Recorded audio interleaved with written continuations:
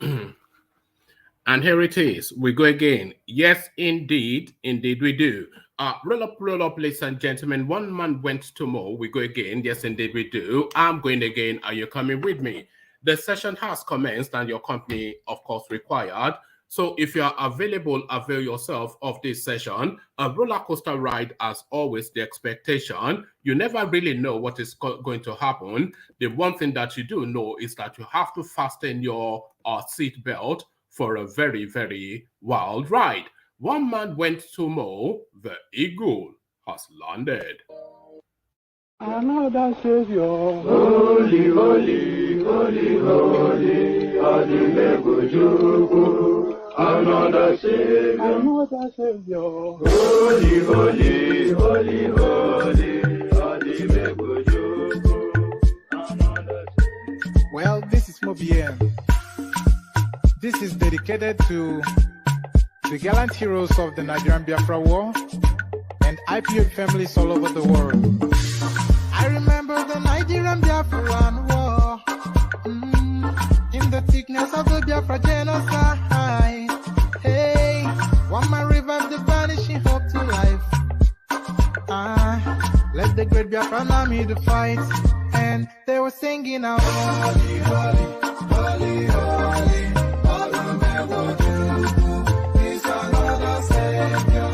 They were singing out, holy, holy, holy, holy, is another Savior. Holy, holy, holy, holy, is another Savior. Many years after the genocide, whoa, yet another great leader has risen up now. Oh, and he's leading the Biafrans to victory. In your madika, yabika kokwa namno wow.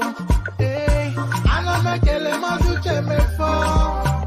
Manemo, it's an honor having you on board. When I'm singing along, holy, holy, holy, holy. Namde Kano is another Savior. Sing along, holy, holy, holy, holy. Namde Kano is another Savior.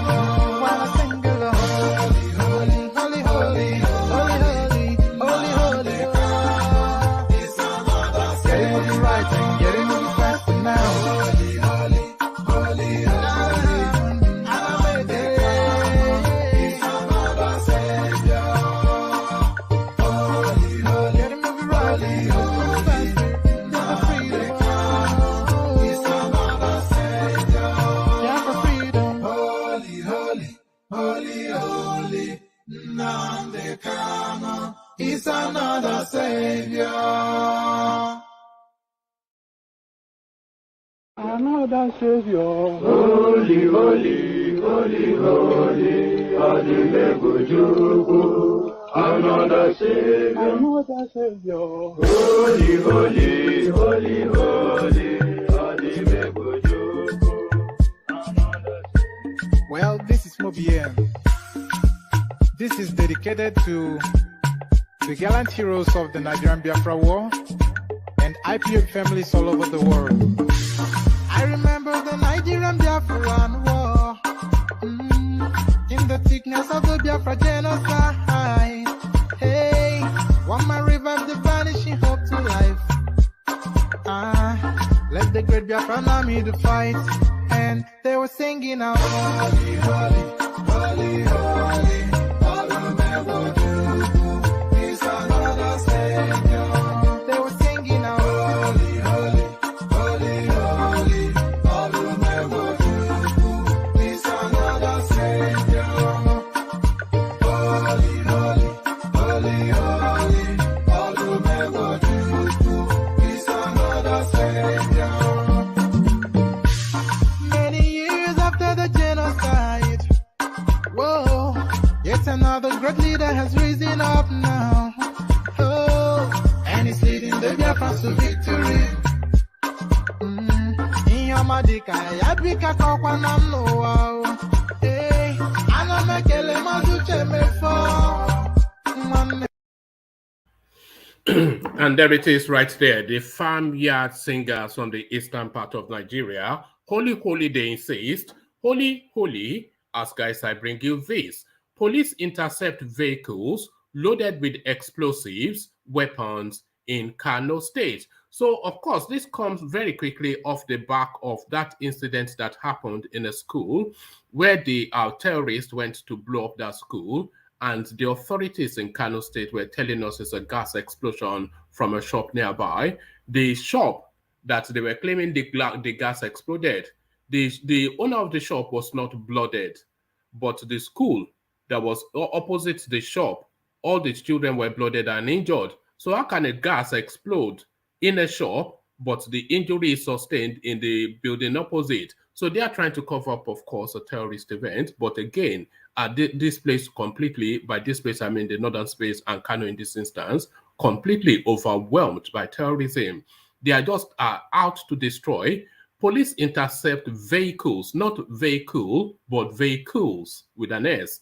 So police intercept vehicles loaded, not they found a few, loaded with explosives, weapons in Kano. So that's the going on there. That's the going on there. If you're still of the thought that Nigeria is not at war, then just check yourself into the nearest psychiatric unit, because you need assistance.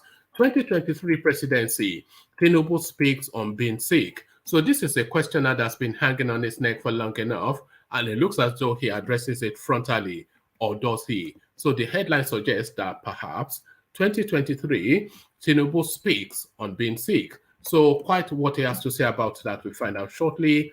PDP primaries start on Sunday, Senate scheduled for Monday. So Sunday now being today, the PDP primary has now kicked off. So election now formally started. So the race to 2023, the starting gun has been shot and the runners and riders are off. PDP primaries start on Sunday, Senate scheduled for Monday. So how that plays out, the Peter Obi narrative and all the narratives in between, it comes to a crescendo one way or the other fairly shortly. But where does this come to an end? And how does it end? Buhari to meet Tinubu, Oshibanjo, Amechi Lawan, others, as APC may opt for consensus. So they may opt for consensus, but what will be the persuasion that will make somebody like Tinubu step down his ambition, especially Oshibanjo, even so, and Amechi, but Lawan, he doesn't really have an ambition, but he'll take it if it comes.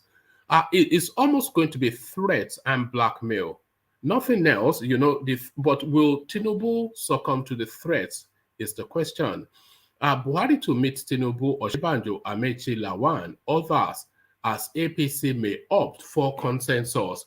So they can opt for consensus all they like, but does Tinubu play along with that is the question. He really the main sticking point. I think a lot of them, now in fact, most of them really can be bullied or cajoled or persuaded. One way or the other, they can be made to step down. But can Tinubu either be bullied, cajoled, or persuaded to give up what he has stated publicly, a lifelong ambition? So how that plays out, we find out shortly.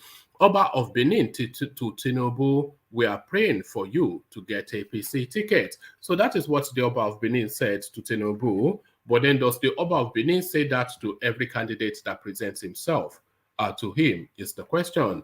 Oba of Benin to Tinubu, we are praying for you to get the APC ticket. So we read that and then find out exactly how we're choosing.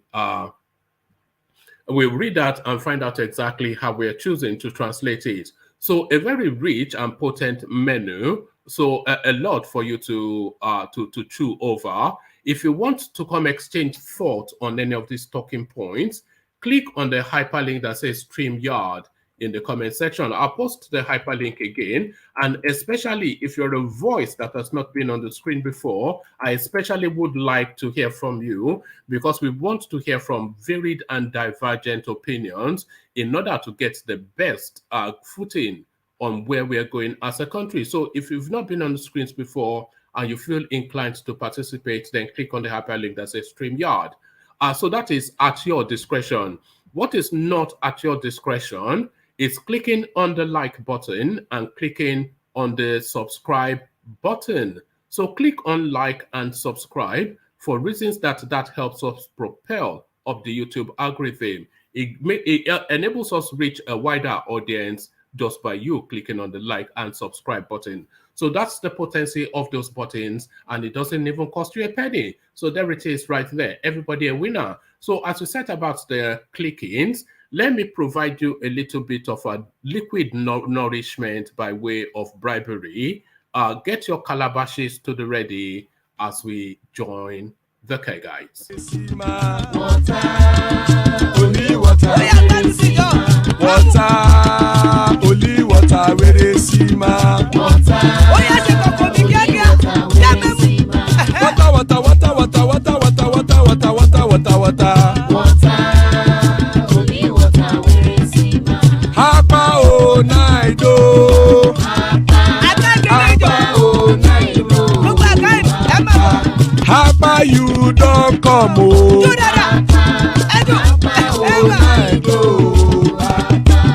Hapa o naido. Hapa o naido.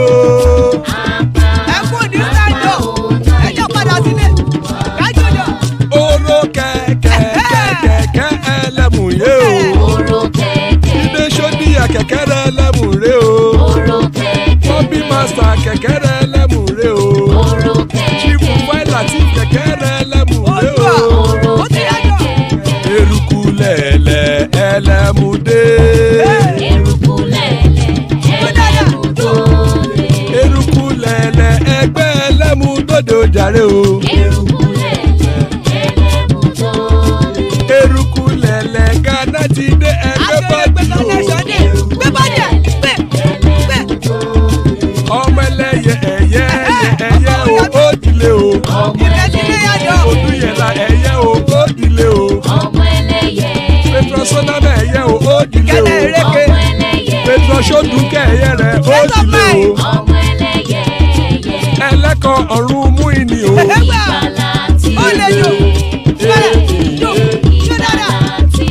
Àkùkọ ọ̀run mẹ́kọ̀.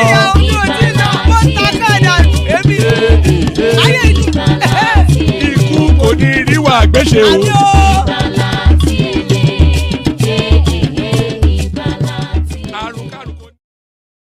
And there it is. You heard it here first. Eleko ọ̀run mú ìní o.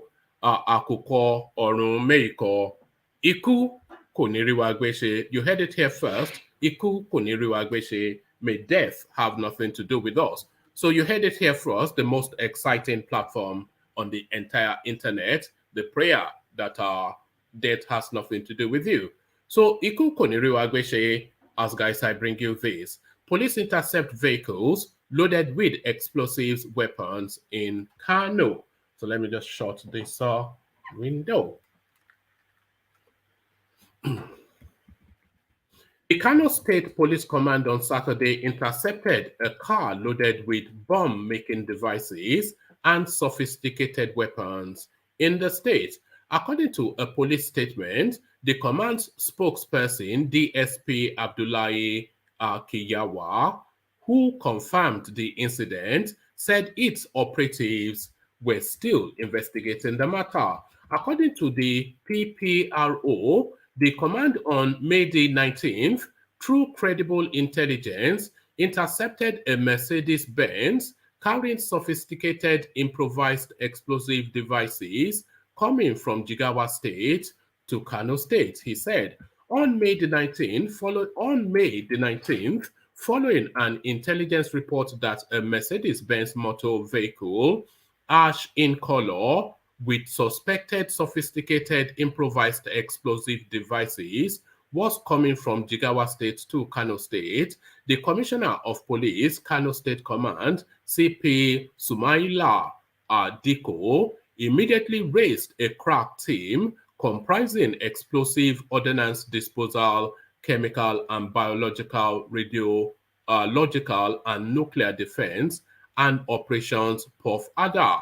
At about 16:30 hours of the same day, at about 16:30 hours of the same day, following a hot chase, the suspects abandoned the motor vehicle at some place in a local government area. I'm not. I said some place really because it's a convoluted. Okay, let me try that. At Bubu Gaje Quarters, local government area, Kano State, a technical search conducted by the team revealed that the motor vehicle was fully loaded with improvised explosive devices materials, two AK-47 rifles, four AK-47 magazines, 1,098 live ammunition, and two pistol magazines were also recovered. An investigation has commenced, the police statement said. So there it is right there. The whole of the North is ablaze. But what is exactly going on and who is propelling this? And why can't the police or the authorities, all of the, we have a plethora of security agencies within Nigeria: civil defense, police, DSS, army, navy. We have a full complement of all manners of security agencies, but some bunch of rascals can stroll into a school and blow it up, and go to an army barracks and blow it up. So this is the situation. Quite why that over complemented security complements that we have cannot weigh upon this what starts as a nuisance, but now a real problem. Why they cannot address that? It can only really be complicit, being complicit. 2023 presidency, Tinubu speaks on being sick. So now let's find out exactly what he has to say. The national leader of the All Progressive Congress and presidential aspirant Bola Tinubu has the national leader of the All Progressive Congress and presidential aspirant Bola Tinubu has broken his silence over his health. There have been speculations that the former governor of Lagos State has medical issues he is battling with. There have also been several videos on the internet indicating how the APC leader is physically unfit. Tinubu, whilst speaking at Nasarawa Government House on Friday during his meeting with state delegates, said he is not sick. The former governor, whilst speaking on his ability to rule the country, said he is not applying to become a wrestler. Tinubu said whilst speaking, "I am not competing to be a WWE wrestling man. They say he's sick. He's not well. Am I sick? I am not. When I applied for this job, I didn't apply to Governor Abdullahi Sule to be a concrete mixer." The national leader of the ruling party would be hoping to clinch the APC ticket ahead of the Vice President Yemi Osinbajo, former Minister of Transportation Rotimi Amechi, Governor of Ekiti State Kayode Fayemi, Governor of Kogi State Yahaya Bello, former Governor of Ogun State Ibikunle Amosun. So he's now stating that he's not sick, Tinubu, but that I suspect would not suffice to douse the speculations and the rumors. Not even the rumors, really. It's more speculation than rumor, because we can see him physically showing signs of being unwell. Hands shaking, voice slurred, speech somewhat incoherent. So that's not the signs of a man that is in full possession of both mind and body. And there is nothing, in fact, all the indications are that Tinubu is not in full possession of his mind and body. So for him now to say he's not sick is not enough to just peter that away. That doesn't just disappear off the back of saying I am not sick. They need more evidential based convincing to accept that he is not sick. And if he is sick, what is the nature of that sickness?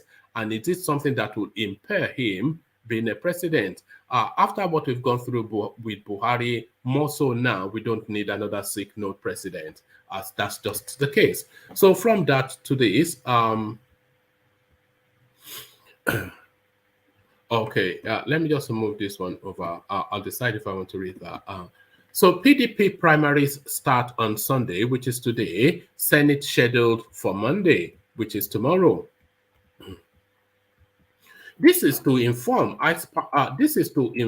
aspirants to various elective positions in the 2023 general election, delegates and teaming members of our great party, the People's Democratic Party PDP, that our primaries to nominate candidates for the 2023 general elections will commence as officially scheduled on Sunday, May the 22nd, 2022. For the avoidance of doubt, the state houses of assembly primaries to elect our state House of Assembly candidates will hold on Sunday, May the 22nd, 2022. The House of Representatives primaries to elect our House of Representative candidates will also hold on Sunday, May the 22nd, 2022, whilst the senatorial primary to elect our senatorial candidates will hold on Monday, May the 23rd, 2022. The National Working Committee has approved that in the event of unseen logistics situations, activities of the senatorial primaries may extend to Tuesday, May the 24th, 2022. The National Working Committee further clarifies that by virtue of Section 84(8) of the Electoral Act 2022, those qualified and eligible to vote as delegates in the forthcoming primaries and national convention of our great party are the three. Actually, there's an addendum to this, which I will read. That was the story I wasn't sure if I was going to read, but I'll read that story now as a follow-up to this. This story now, this paragraph that references Section 84(8). There's an addendum to that, but I'll reread this paragraph and I'll bring you the addendum. The National Working Committee further clarifies that by virtue of Section 84(8) of the Electoral Act 2022, those qualified and eligible to vote as delegates in the forthcoming primaries and national convention of our great party are the three. One, ad hoc delegates per ward elected at the ward congresses, and one national delegate per local government elected at the local government area congresses. All aspirants, critical stakeholders, leaders, and teaming members of our party should please take note. So that paragraph that I just read, there's a follow-on from that. So let me just give you that paragraph again. The National Working Committee further clarifies that by virtue of Section 84(8) of the Electoral Act 2022, those qualified and eligible to vote as delegates in the forthcoming primaries and national convention of our great party are the three ad hoc delegates per ward elected at the World Congress, and one national delegate per local government are elected at the local government area. So it looks as though there's been an addendum to that. Buhari 2023, Buhari sends controversial electoral bill to INEC Attorney General for advice. President Muhammad Buhari has forwarded the controversial electoral President Muhammad Buhari has forwarded the controversial Electoral Act Amendment Bill to the Independent National Electoral Commission INEC and the Attorney General of the Federation Abubakar Malami for advice. The bill has been causing a lot of problems for political parties over an apparent mistake by members of the National Assembly as they failed to include themselves as delegates. The Electoral Act, the new Section 84(8) introduced in the Act recognizes only democratically elected delegates.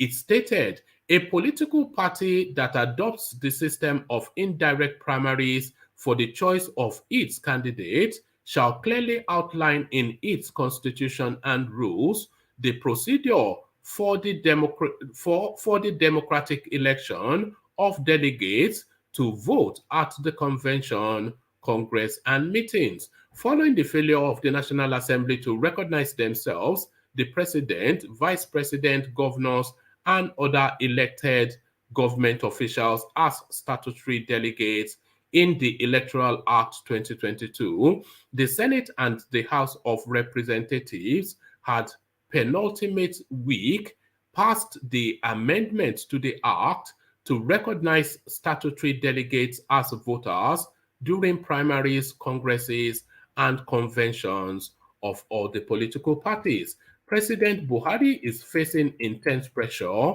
to sign the act, but is hesitant in order not to make mistakes. His signature will ensure that himself, Vice President Yemi Osinbajo, members of the National Assembly, governors, their deputies, and other statutory delegates of political parties can vote in the party's primaries. Others who will be able to vote if Buhari signs the amended act includes the party's National Working Committee members, state party chairmen, secretaries, local government chairmen, deputies, councillors, and party chairmen in the 774 local government areas. So this act now, this clause in the act, section 84.8, it states a political party that adopts the system of indirect primaries for the choice of its candidate shall clearly outline in its constitution and rules the procedure for the democratic election of delegates to vote at the convention, congresses, and meetings.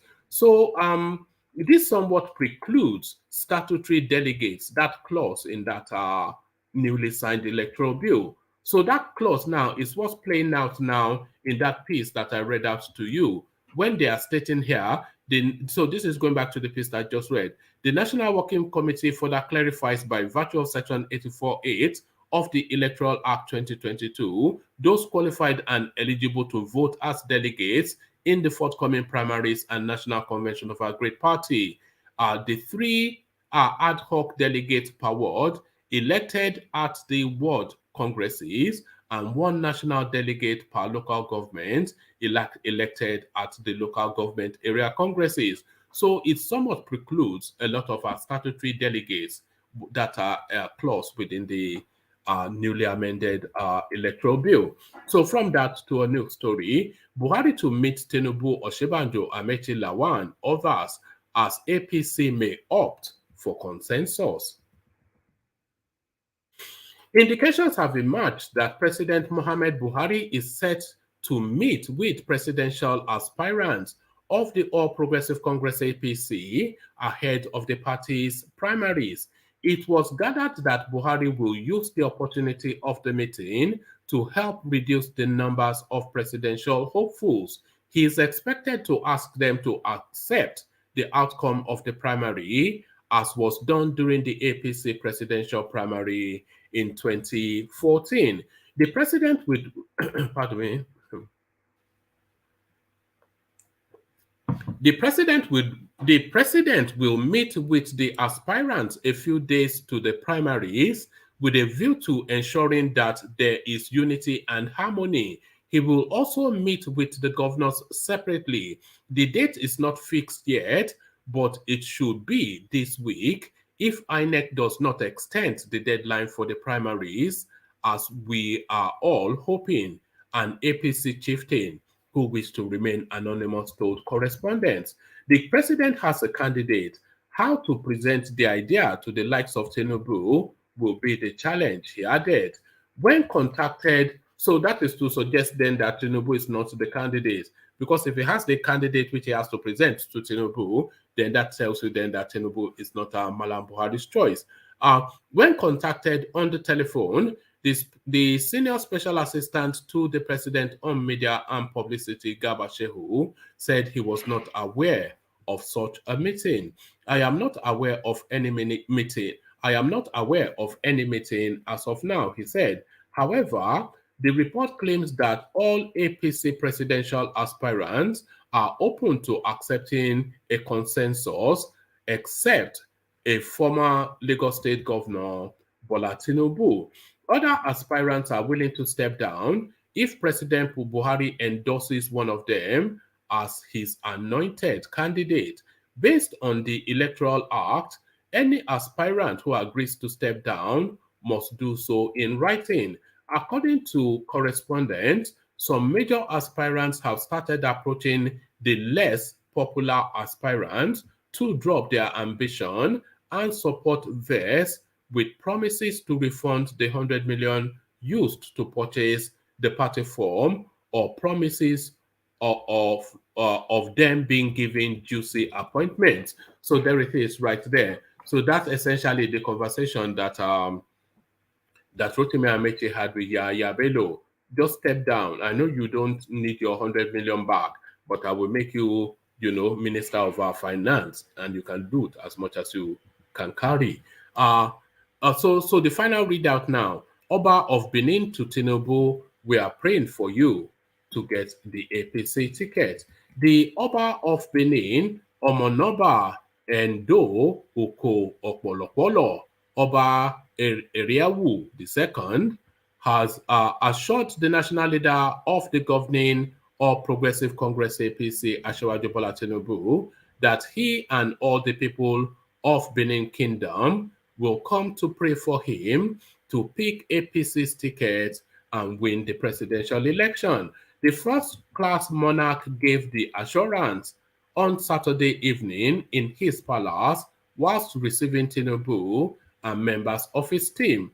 A former national chairman of the APC, Comrade Adams Oshiomhole, the governorship candidate of the party during the September 19, 2020 polls, Pastor Osage Eze-Iyamu, and a former deputy governor, Chief Pius Odubu, amongst other chieftains of APC, were also at the palace to welcome the presidential aspirant.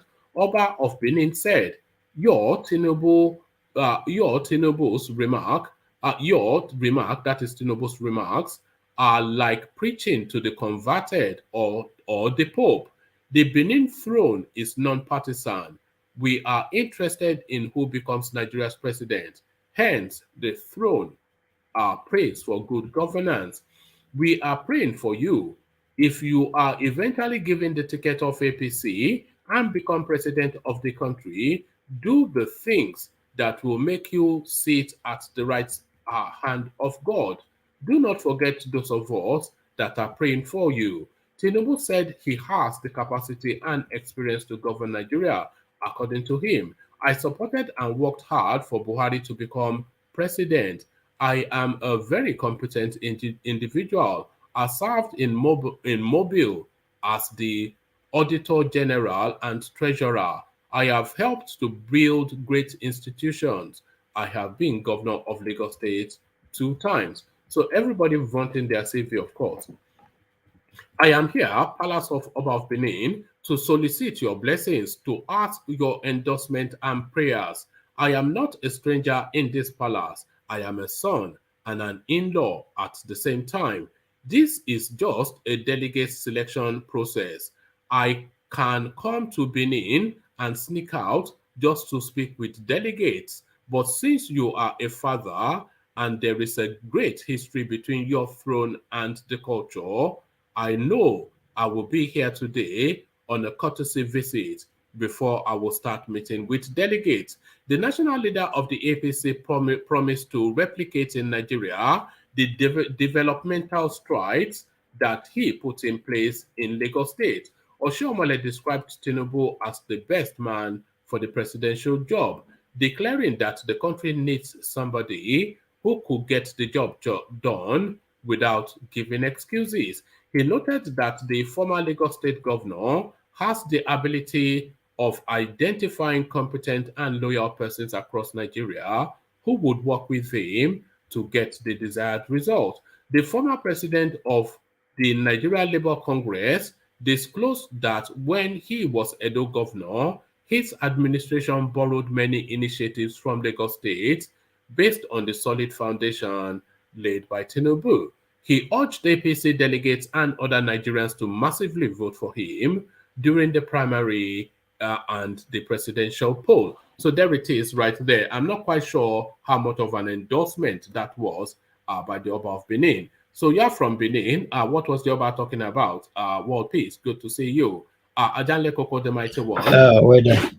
Yeah, boy, good to have you. And Soli, good to have you. Odema. So good to have you, gentlemen. So let's come to you first, then world peace. So Tinubu visits the Oba of Benin. But what was the Oba saying to him? Is he praying for him or is he not? Well, because you know the double talk that we always get from your people. You interpret. Yeah, Oba of Benin does not double talk. Tinubu is not the first to be there now. Actually, Wike won't declare from the Oba Palace now. But of course, he's a national figure, a traditional ruler. What do you expect? You will pray for them. Now, Tinubu is there for ticket, is on quest to to claim the APC nomination ticket. The Oba will pray in that direction. If he gets it, when it comes to the presidential campaign, he will still come. The Oba will still pray in that direction. Regardless who, if it's Showore that comes, he will still pray for him too in that direction. So that is not a big deal. People are just taking that out of context. I've got a lot of calls since from all those haters. How come Oba Benin is telling Tinubu he's praying for him to get a ticket? And I asked them, when Peter Obi and Wike went to see him, why you people call me and be saying the same thing? Because he prayed the same prayer for those people too. He prayed they claim the ticket. And they forget Tinubu is an in-law. Tinubu, one of his wives from Benin. Does he have more than one?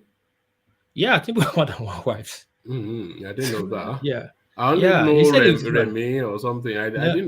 That's just like Obasanjo now. That's the official wife. How do you know that? How do you know that he have more than one? He just told you the one because he's a yes, Muslim. You know that confused me because I know that his wife is only one wife. It's only one wife. Official. The one he brings that is the official. The rest is official. Have you seen where have you seen the first son that hold on now. The first son that died in London is not Remy's son now. Is he twice married? Has he married and remarried? Yeah, that's the question I want to ask. He's a Muslim now. He has a wife, but the one that's no. The fact that you're a Muslim does not mean that you have to have more than one wife now. What are you talking? Have you seen any other wife? No, hold on. Have you seen any other second wife? Hold on. Another is second wife. Tinubu's wife house is in back of BB Hotel. Everybody know that in Benin. Everybody knows the woman's wife. It knows his house. I mean. Everybody knows Miss Tinubu house there. I beg, I don't know what you are saying. No, hold on now.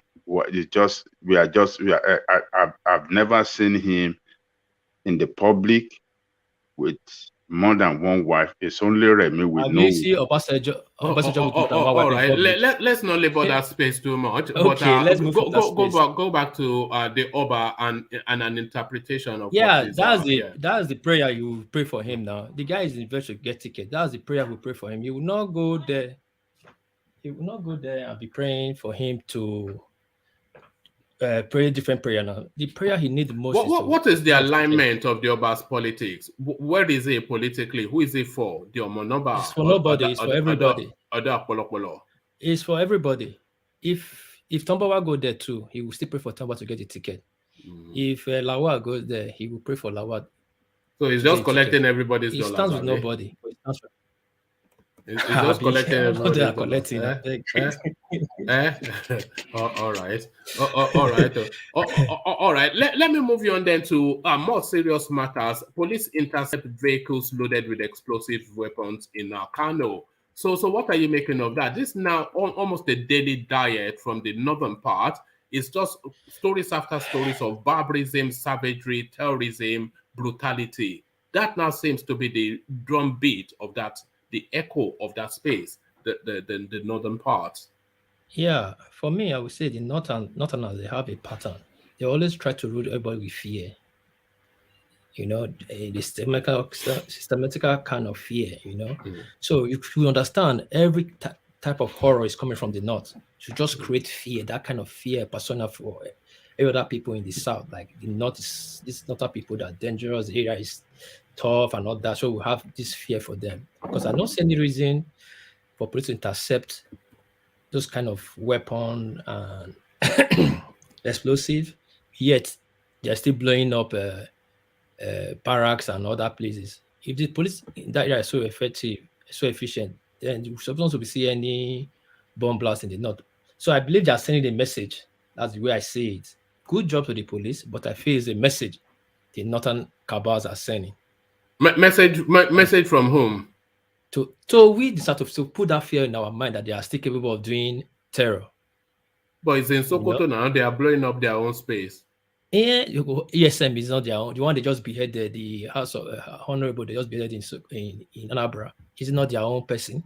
So no, like but okay. Well, but that's a different narrative, though. The interception was in Sokoto State, so that doesn't. I'm not saying they didn't intercept the bomb and all that. I feel it's planned for them to intercept, to send a message to arrest people that are not to see a dangerous place. And these extremists are still very dangerous, are capable of doing things, try to send a message, paint a narrative. Because if the police can intercept bombs and weapons like this, then I'm still surprised that they still manage to carry out their activities of blowing barracks up, military barracks up, and police station. That's just how I'm saying it. I'm not saying they didn't upset or no, but I believe they are playing a certain kind of game to put fear in our mind. All this terror and all that. That's how I see it anyway. All right. So the one subsisting question that has been hanging over Tinubu's neck is just that question of his state of well-being. So and people are right to ask that question. World peace. This guy, you see him unsteady on his feet, shaking every time he talks, his voice quivering, he is illegible in his wordings, everything just incoherent, slurred speech. So all this all the signs of physical and mental debilitation. So you don't have to be a doctor to query if this guy is in full possession of both his body and mind. So this question now, Tinubu can no longer ignore. So he addresses it, but how does he address it? World peace. He says, "I am not sick." Is that enough? Is that enough to? Is that an answer to all the questions? I am not sick. Of course, it's not the answer we the people are looking for. But what do you expect him to say? To say I'm sick, or one of my hands is shaking? Well, no. Is Tinubu sick or world peace? According, I don't know if you're a doctor or not, but just from your as an intelligent man, seeing how he presents physically and mentally, does he present as a well or sick man? Of course, from a layman perspective, that man looks sick. He's shaking, he's vibrating, He's not the Tinubu of 20 years ago. So it's not, you can't just say, it's clearly carrying something in terms of medical needs. So rather than saying I'm not sick, say I have this, that, and the other. And we're not fools, so we know that you can have this, that, and the other and be president, but you cannot have other and still. So we can then weigh that is your ailment an impairment to your. But saying I am not sick, that's the nonsense, isn't it? Really, what is? Yeah, it is. But what else do you expect from politicians? They'll tell you they are fine, they are healthy, and they are well to do. They can do anything. They can wake up 1 a.m. at night and take calls. But the problem will be when they get to that position, we'll be seeing the repeat of Buhari. I guarantee you, if Tinubu get that ticket and become the president, his government will be worse than that of Buhari because he cannot be active the way he was 25 years ago or 20 years ago in Lagos. Now he'll be just mobile, then telling people to go do his bidding, and that will be difficult. That's what we are saying. Buhari regime, everybody is doing whatever they like. He cannot be really very, very, very, very active like that. Presidency is different from being a governor. Presidency takes a lot, international, local, so many things you face, meetings upon meetings. You don't sleep. You hardly sleep.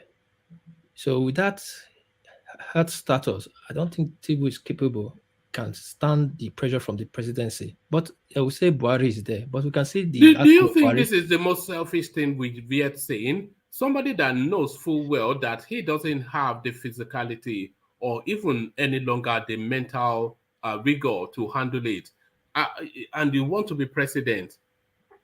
So your ambition is bigger than the destiny of every. These people are somewhat callous, would you say? But one man, he just said it now. His ambition is to be president. His ambition, not because Nigeria is sinking or because what he did with his son bringing BUHARI, so he want to make amends. No, his ambition is to become president, just to put his name on the presidential list of Nigeria. So he will do anything to get there and just stay there. Whatever happens. It's not his business. So that's how I say these were selfish people. They're selfish to the core. It's saddening, it's disheartening, but that is life. One man. All right. PDP primaries start on Sunday, which is today. Senate scheduled for Monday, which is tomorrow. So TikTok. The decisions now about to be made. INEC has refused to move the dates for the primaries. So one way or the other now, before this week runs out, more or less, we'll know who we are conjuring with, and we will know what is in play. So PDP kicks it off with our state assembly primaries. So the elections now formally started. What piece?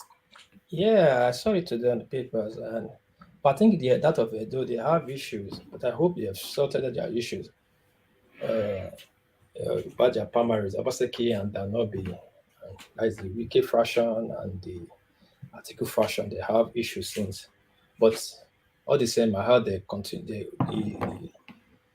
the whatever their primaries went on today, and they started the process. So by middle of next week, probably either Wiki or Peter Obi or Atiku will emerge as the flag bearer of PDP. But let's see how it goes. I really don't have much to say in that PDP space. All right. So now this somewhat a curious topic. Buhari to meet Tinubu, Oshibanjo, Amechi Lawan, others, as APC may opt for consensus. So of course we know consensus, which is an invitation for everybody to step down for one person. So I think we can, with some confidence, say that Tinubu is not Malam Buhari's preferred candidate. So how is he going to scale that hurdle of asking Tinubu to step down for whoever he wants to anoint? Is it threat? Is it persuasion? Is it cajoling? How are you expecting then the Aboki from Daura to negotiate the Jagaban of GBT of Lagos State?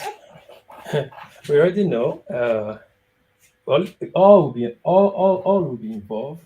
Threat, persuasion, stalking, deals to be made. Because for him to figure those 4 people out, we know there's something going on. Those 4 people are very important and have a structure. So probably he wants to talk to them. Whoever he picks, or they should fall in line behind it. But they should just make it one for us so that we know our stand. So that Tinubu can move to another party.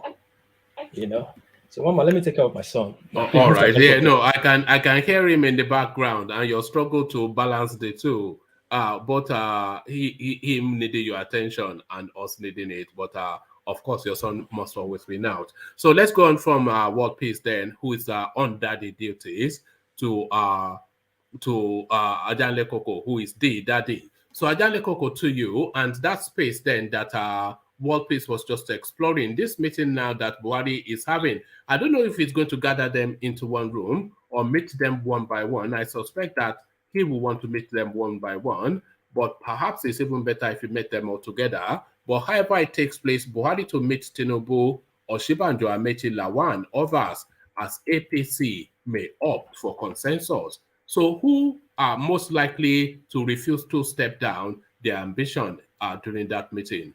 Ajanle Koko. Good morning, one man. Morning to everybody. Maybe I should just say good day to everybody there. Yeah, yes, worldwide. Yeah. Okay. Let me urge our listeners around the world to please click on the like button as you are joining. And those of you that already joined, please click right now if you have not done so. And if you have not subscribed, do that as well. One man, the idea of consensus at this time it's not going to work. The way he's going to present it before then, I don't know how he want to maneuver it for people, for someone like Tinubu, particularly who has spent so much money, who have traveled around the country, who have secured the support of at least 12 governors, as we have had, that signed its nomination form to step down for any other person. I don't know the way you want to maneuver it. And that is number one. Number two, to me, it's a foolish idea completely. Consensus should not be what to come at play at this time at all. Why not? Yeah, the reason is that, you see, the position of the president is a position that all interested person in the party should be allowed to canvass for members' vote, because by doing that, it will mobilize strong support for the party right from the grassroots upward, and that will sell the candidate to the public as well, because as they travel around the country. Do you think, sorry, Adele Koko, do you think if they don't agree a consensus, they should at least try and prune down the numbers of those people, 28 or so? So they narrow it to about 4 who are the most viable. And if they want to battle it out, then they can battle it out. So do you think at least some of these nonsensical people, Bakare, Yaya Bello, all these kind of no-hopers, they should just step them down? It's not a good idea at all to even say, okay, let us prune you down. No, it's not, because these people have paid so much money. These people have put so much resources into, they have committed so much resources into this, and telling them, oh, look among yourself, you can step down. It doesn't make sense. But will the primaries not be unnecessarily convoluted and cumbersome, having to juggle, because there are processes for every candidate, and those processes have to be applied to all 28 of them, including characters like Tunde Bakari, elements like Yaya Bello, and they will just dilute all the votings, and there'll be several rounds before they're able to get to narrowing it down to see who the contenders are. So rather than go through that pain, should they not just step these people down? They can afford to lose the 100 million. I don't think any of those people that have bought the ticket cannot afford to forgo 100 million. So just step down the nonsensical candidates and let the serious guys battle it out. Let me tell you, if the party put on the ground a very transparent process, primary process, that we usher in the winner in such a free and fair manner, there won't be any rancor within the party, because it will be clear to everybody that, okay, I try my best, and this is what I got. As long as the process is free and fair. So at the venue, like you rightly said, the rounds is not going to be, it's going to be more than 1 round, possibly like maybe 3 rounds. So that will give the opportunity for those in contention at the venue to see for themselves that I cannot win. Those that cannot win, they will see it clearly by the head count that they cannot get to nowhere. So at that venue, you are going to see alignment and realignment over there. And you know, some of them we align with stronger candidates. Some of them will. So that process, as long as it is free and fair, there's not going to be rancor. So, but at now to say, oh, let us prune this thing down, that is a fraudulent upon fraudulent act. It must not be, you know, must not be brought up at all. It should not. Idea of consensus cannot work now. It will rather tear the party into pieces. If the president brings it up, it is not going to be good for the party. It's not good for democracy. If he wants to bring it up, Adale Koko, sorry, if he wants to bring up consensus as a discussion, who do you think will be most difficult to persuade to be accepting of it? Is Tinubu? Tinubu is the person that will be very much difficult to persuade to step down, because it looked by the information we are getting, particularly with that information that he has 12 governors behind him. Those are the ones that we know. We don't know those that have joined him after the submission of the nomination form. So to tell him to stand down for anybody, no, he's not going to accept it. If others want to go with it, Tinubu, except others are stepping down for Tinubu. The only person that could give Tinubu a fight, I mean, a run for his money, is Oshibajo.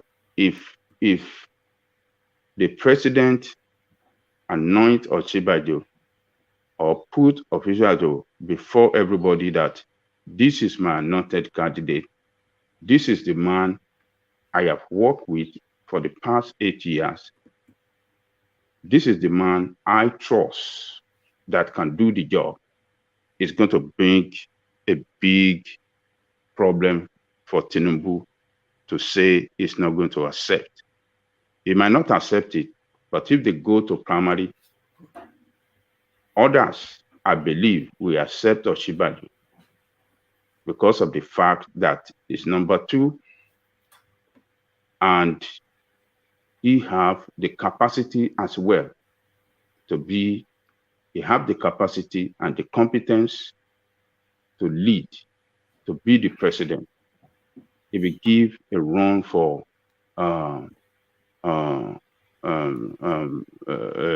Tinubu's.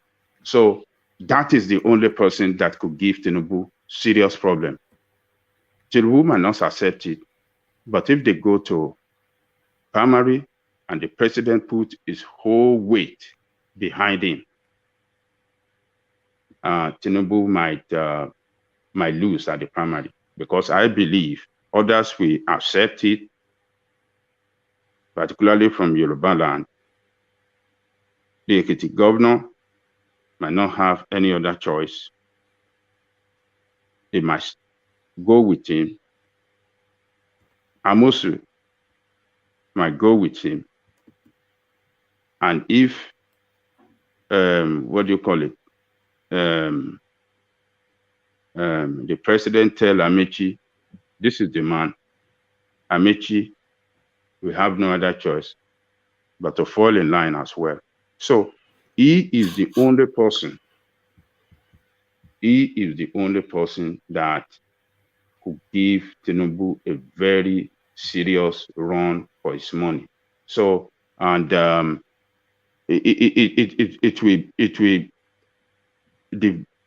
break the rank and file within the party at the southwestern Nigeria, because he is competent as well. He's the vice president. That position of power president, I put him above every other person within the party. Oshibajo is the only person that could be a big problem for Tinubu. Even within the Southwest, some will say, okay, we have no other choice. This is the man. Let us give him support. He is one of us. He's coming down to Southwest. Well, and there'll be big pressure on Tinubu, even from the Southwest as well. Leaders of the Southwest will put pressure on him, and he might succumb. Because when your people are saying that, okay, this is what they want, what do you want to do? He will have no other choice but to succumb. But for any other person, it's going to be very difficult for him to say, no, I'm going to succumb to. No, he will not do it. All right. Yes, I can see that Tinubu at pains maybe persuaded to let Oshibanjo have it, especially if the Yorubas, if the elders come in and say, look, yes. don't make a mess of this thing for us. Yes. And Buhari says, look, I'm willing to give it to your region, but not to you. I'll give it to this guy, but not to you. This guy. Yes. So he has to think of the greater interest of his region than his personal interest. But I can't see him stepping down. I can't even see him stepping down for Oshibanjo, but I can't especially see him stepping down for anybody apart from Oshibanjo. He will never step down for Rotimi Ameti, Tantan Baba, in Abule Wolotowa, so they won't accept it. But just as an aside, whilst you were talking, I had a thought, Ajanle Koko. Do you think they should make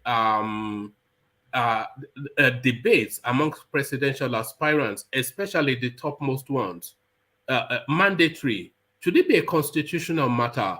Because as you were talking then, I was imagining Oshibanjo getting the APC ticket and Atiku getting the PDP ticket. But when they invite that debate, the way Buhari ran from the 2015-2019 debate, Atiku will run also, because he knows that he cannot contend with the intellect and capacity of Oshibanjo. He will expose him. But should they make it mandatory that presidential aspirants, they must have at least 3 nationally broadcasted debates to inform the populace of what their intentions are for the country? Do you think that should be even a constitutional matter? I will support it. It will be a very big idea for us to have it, like you said, a constitutional matter. But I would rather like it to start within the party before the general, I would prefer it to start within the party. Let's say aspirants within a party like APC, let them have their own presidential debate while they are preparing for, while they are preparing for their primary.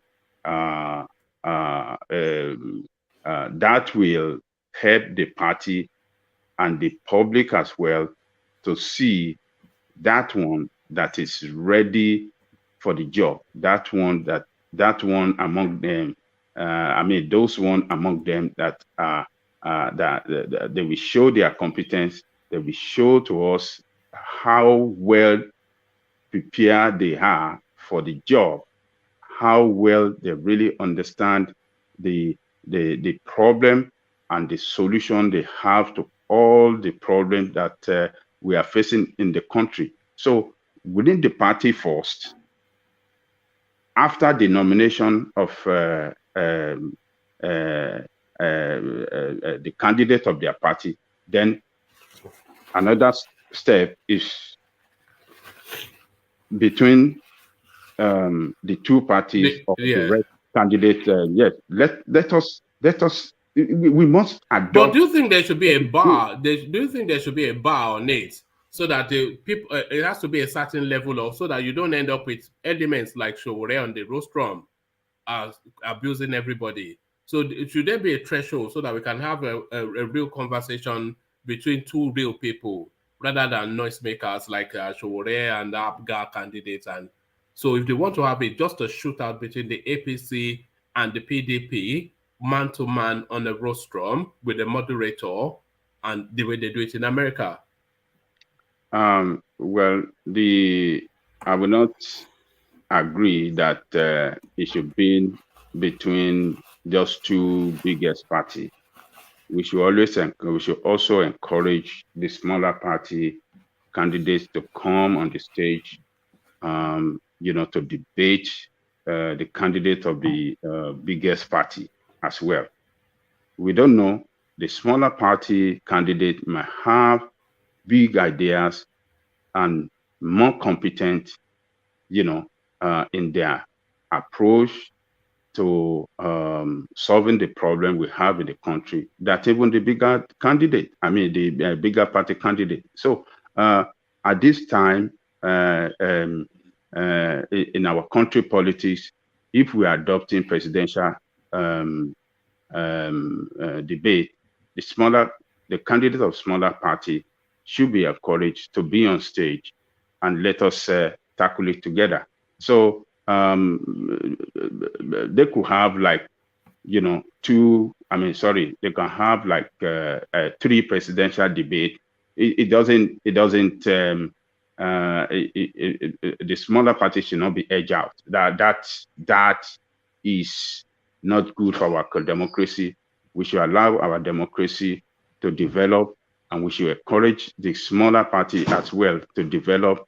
And the only way we can do to let them develop and to market them to the populace is by allowing them to showcase themselves. And presidential candidate and presidential election, presidential debate could sell them, could market them to the public as well. So I won't agree that it should be only the two bigger parties. So the smaller parties should be on the stage as well to debate them and to contradict them and to show to our people in the area of their failure and what they have done wrong for the country as well. So we should encourage them to be on the stage to debate them.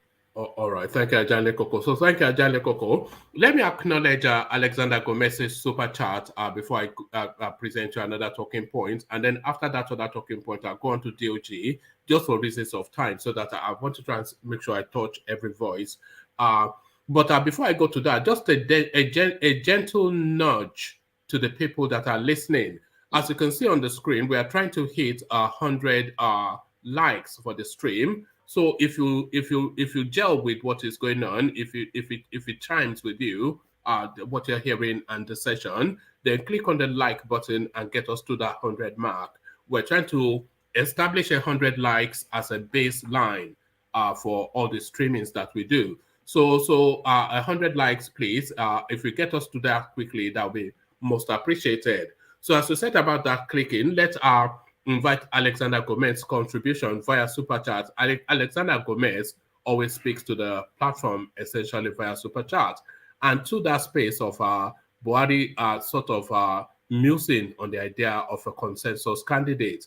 Essentially, Buhari is trying to convince Tinubu to step aside for Amechi. Just imagine that. It should be a free, fair, and transparent process. It should be free, fair, and transparent, of course, Alexander Gomez. But as ever, Nigeria, they say Nigeria happens to you. Nigeria is happening to the election. So we all agree with what you said, Alexander. But of course, we all know how things work in Nigeria. So thank you for the super chat, Alexander. As we bring Celibis in, and we take Ajale Koko to the space. Ajale Koko, so Tinubu, the one thing that will stop Tinubu's relentless charge towards that APC ticket is his health.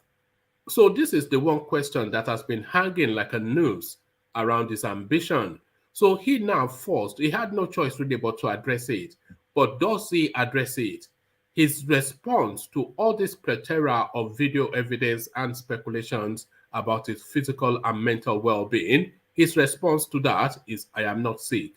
So does that then douse your apprehension? Are you now reassured now that Tinubu is hale and healthy, as Lai Mohammed likes to say? So all the shaking of hands, all the quivering at the lips, the slurred speech, the incoherent gibberish, the falling down, he answers all of that by telling us, I am not sick. So are you reassured, Ajan Lekoko? You see, Tinubu has been saying this. He has been telling people that he's not sick. Even though we have watched several physio of his hand trembling, his body shaking, his voice slurred and stuff like that. So, but you know, Nigeria is a country that particularly politicians, they don't say the truth. They don't tell people the state of their health, and we don't have a system that check them, that we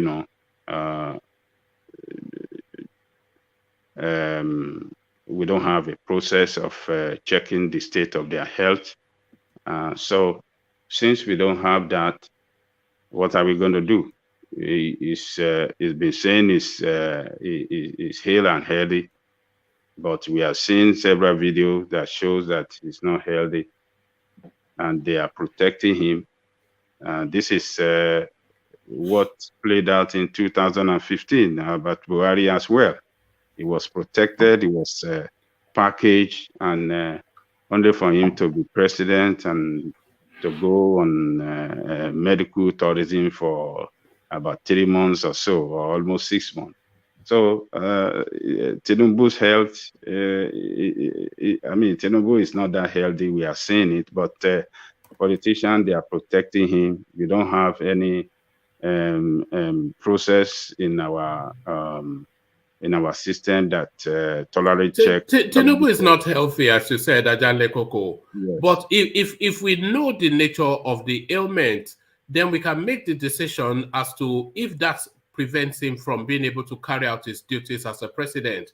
So being unwell does not essentially necessarily debar you from running from office, but the nature of that ailment may or may not debar you. So rather than him telling us that he's not well, he should tell us that I have this or I have that, and then we can look at what he has to see how that impacts on his capacity to be president. But telling us I am not sick is not the answer, is it? Look, like I said, we don't have a process of checking the state of their health and to disqualify some that their state of health is not good to lead the country.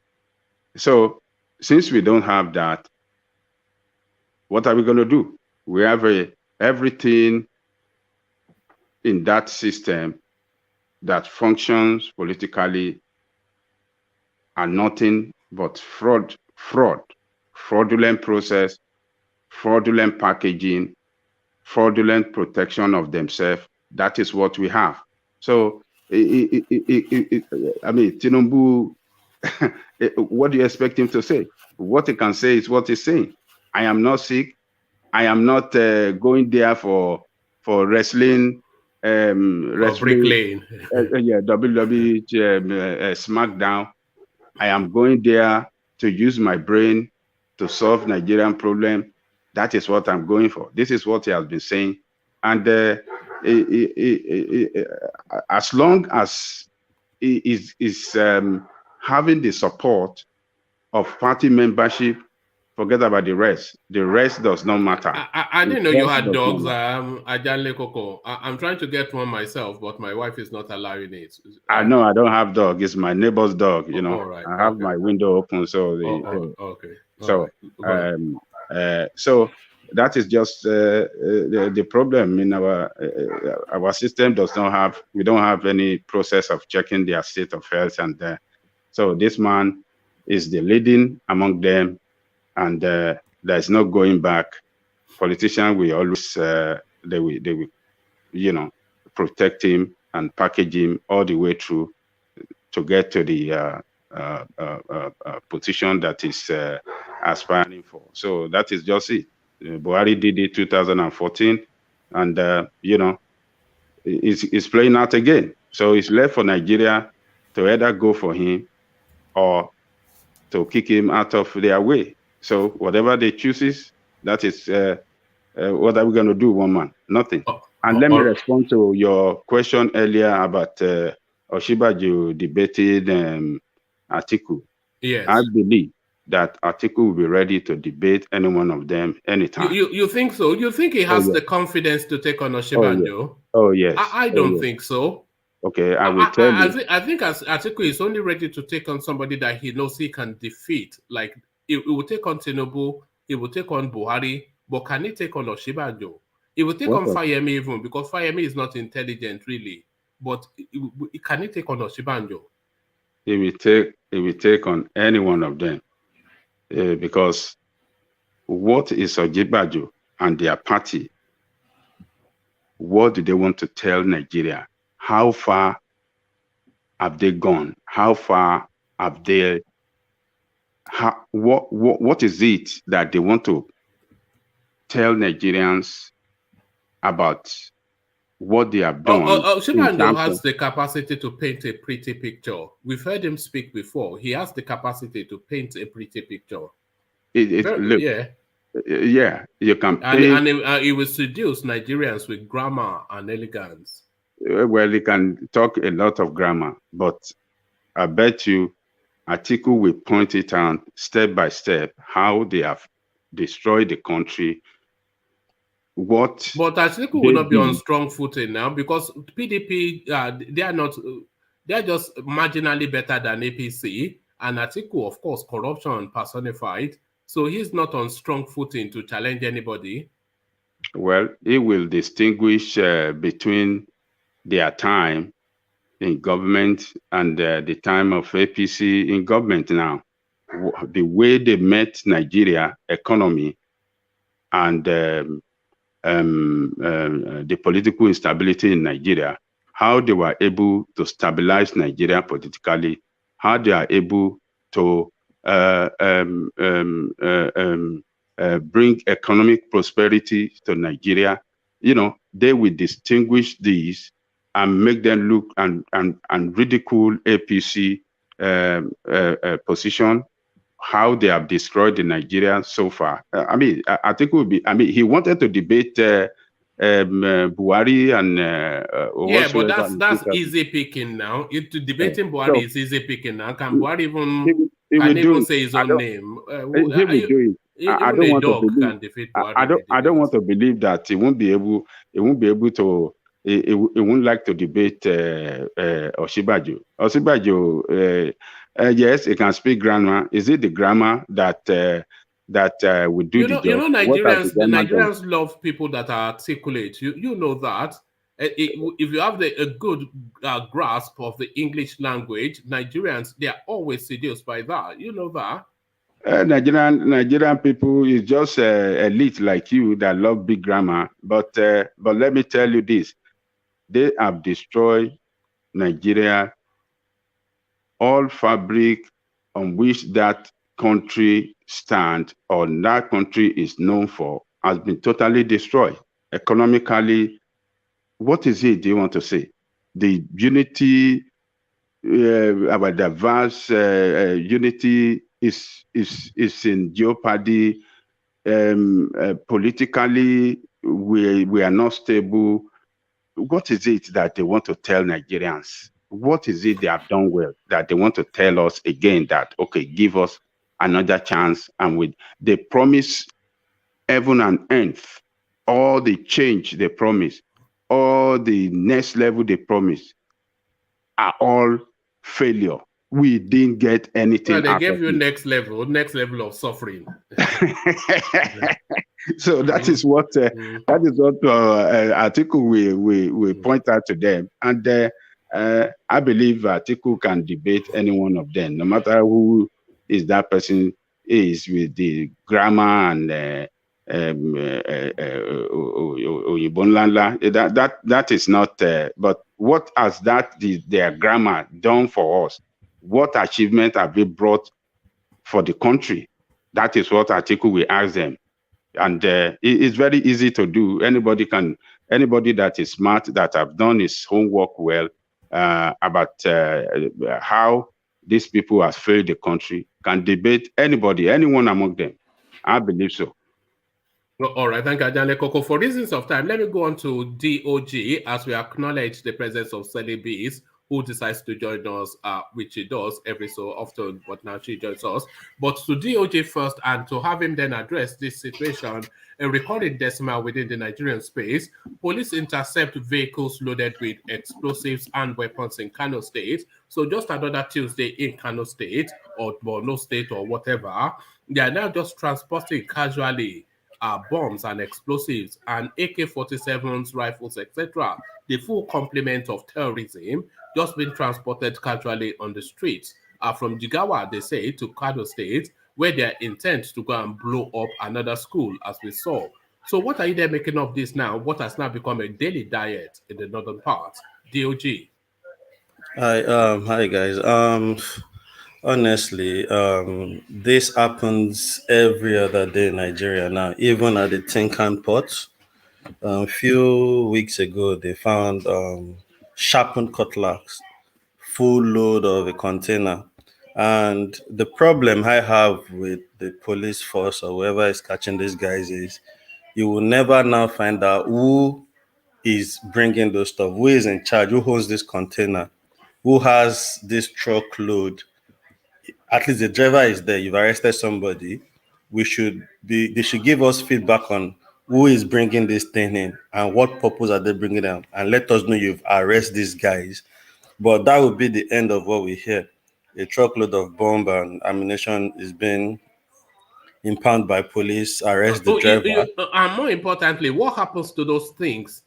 Because eventually, the police service as they do, they will be selling them. I won't be surprised if they give it back. If they give it back to the people after they tip them, So we don't hear any other thing. I remember before this Boko Haram thing started and all this bandit stuff, there was a time, even at the think, and then I was working in Lagos. There was a time they found a container full of ammunitions and all that, AK-47 and all those things. And it's just the news that we heard that, they saw this. But we didn't hear, they've arrested these also people. These are just also people that brought the gun in. And for what purpose and all that, we don't get to know. So even those guns, they probably released it. Maybe those are what those bandits and Boko Haram started using afterwards, So that's the sad thing about the country. They arrest these people, though they probably even release these things back to the people that owns them after being tipped. So it's a sad situation. And that's why I think there is a lot more to all this bandit, Boko Haram thing, and which is part of the reason I'm just scared for an Hausa person or a Fulani person to be the next president again. And I've totally even written off Atiku, honestly.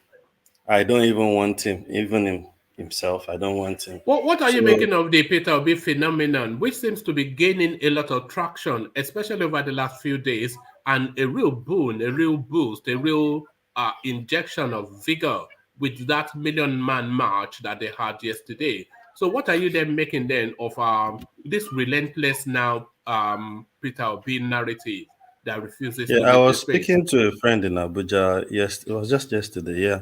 Peter Obi has the crowd, but the problem is, would the party give him the ticket? Because those citizens, everybody clamoring for Peter Obi, won't be the one to give him the ticket, which is the most important thing. So would he get the ticket? Because I think in PDP, they will rather even favor, if not Atiku, I think they will favor Bukola Saraki than they will give it to Peter Obi instead of giving it to Peter Obi. I think they would rather give it to Bukola Saraki. That's the way I think it will play out, even if Atiku is not going to get it. Why do you think that? I just think they will factor in the Southwest, then they will. Bukola Saraki is still one leg Hausa, Fulani, one leg Yoruba. So they can still dine and wine together, and to be honest, that's how I see it. I think Peter will probably have a chance. I don't think he has a lot more chance like that, because if Atiku is still saying he wants to make him his vice president, I even think it's funny. Even him is still trying to make him his vice president. Why he wants to be president like you? So I don't. It's the party that really matters. A lot of people want Peter Obi. Apparently, so that my friend was telling me, the Igbo market, there is a big market, building materials market in Abuja, that the Hausa has burnt down. Yeah, their market, yes. Yeah, that it was really mad, and a lot of billions of naira was burnt and all that. So I just see this hate between the party, and if PDP is looking at, I think the problem is Atiku still trying to be president. If Atiku was not trying to be president, I think they would have not choice than to give it to Peter Obi. But because of that Atiku aspect of it, I think they want to give it to Atiku, because they would think he's the one that can actually, when it comes to vote and all that, he can win more vote than all these other guys. Even regardless, they sound like they know what they are doing and they have their heads on their shoulder.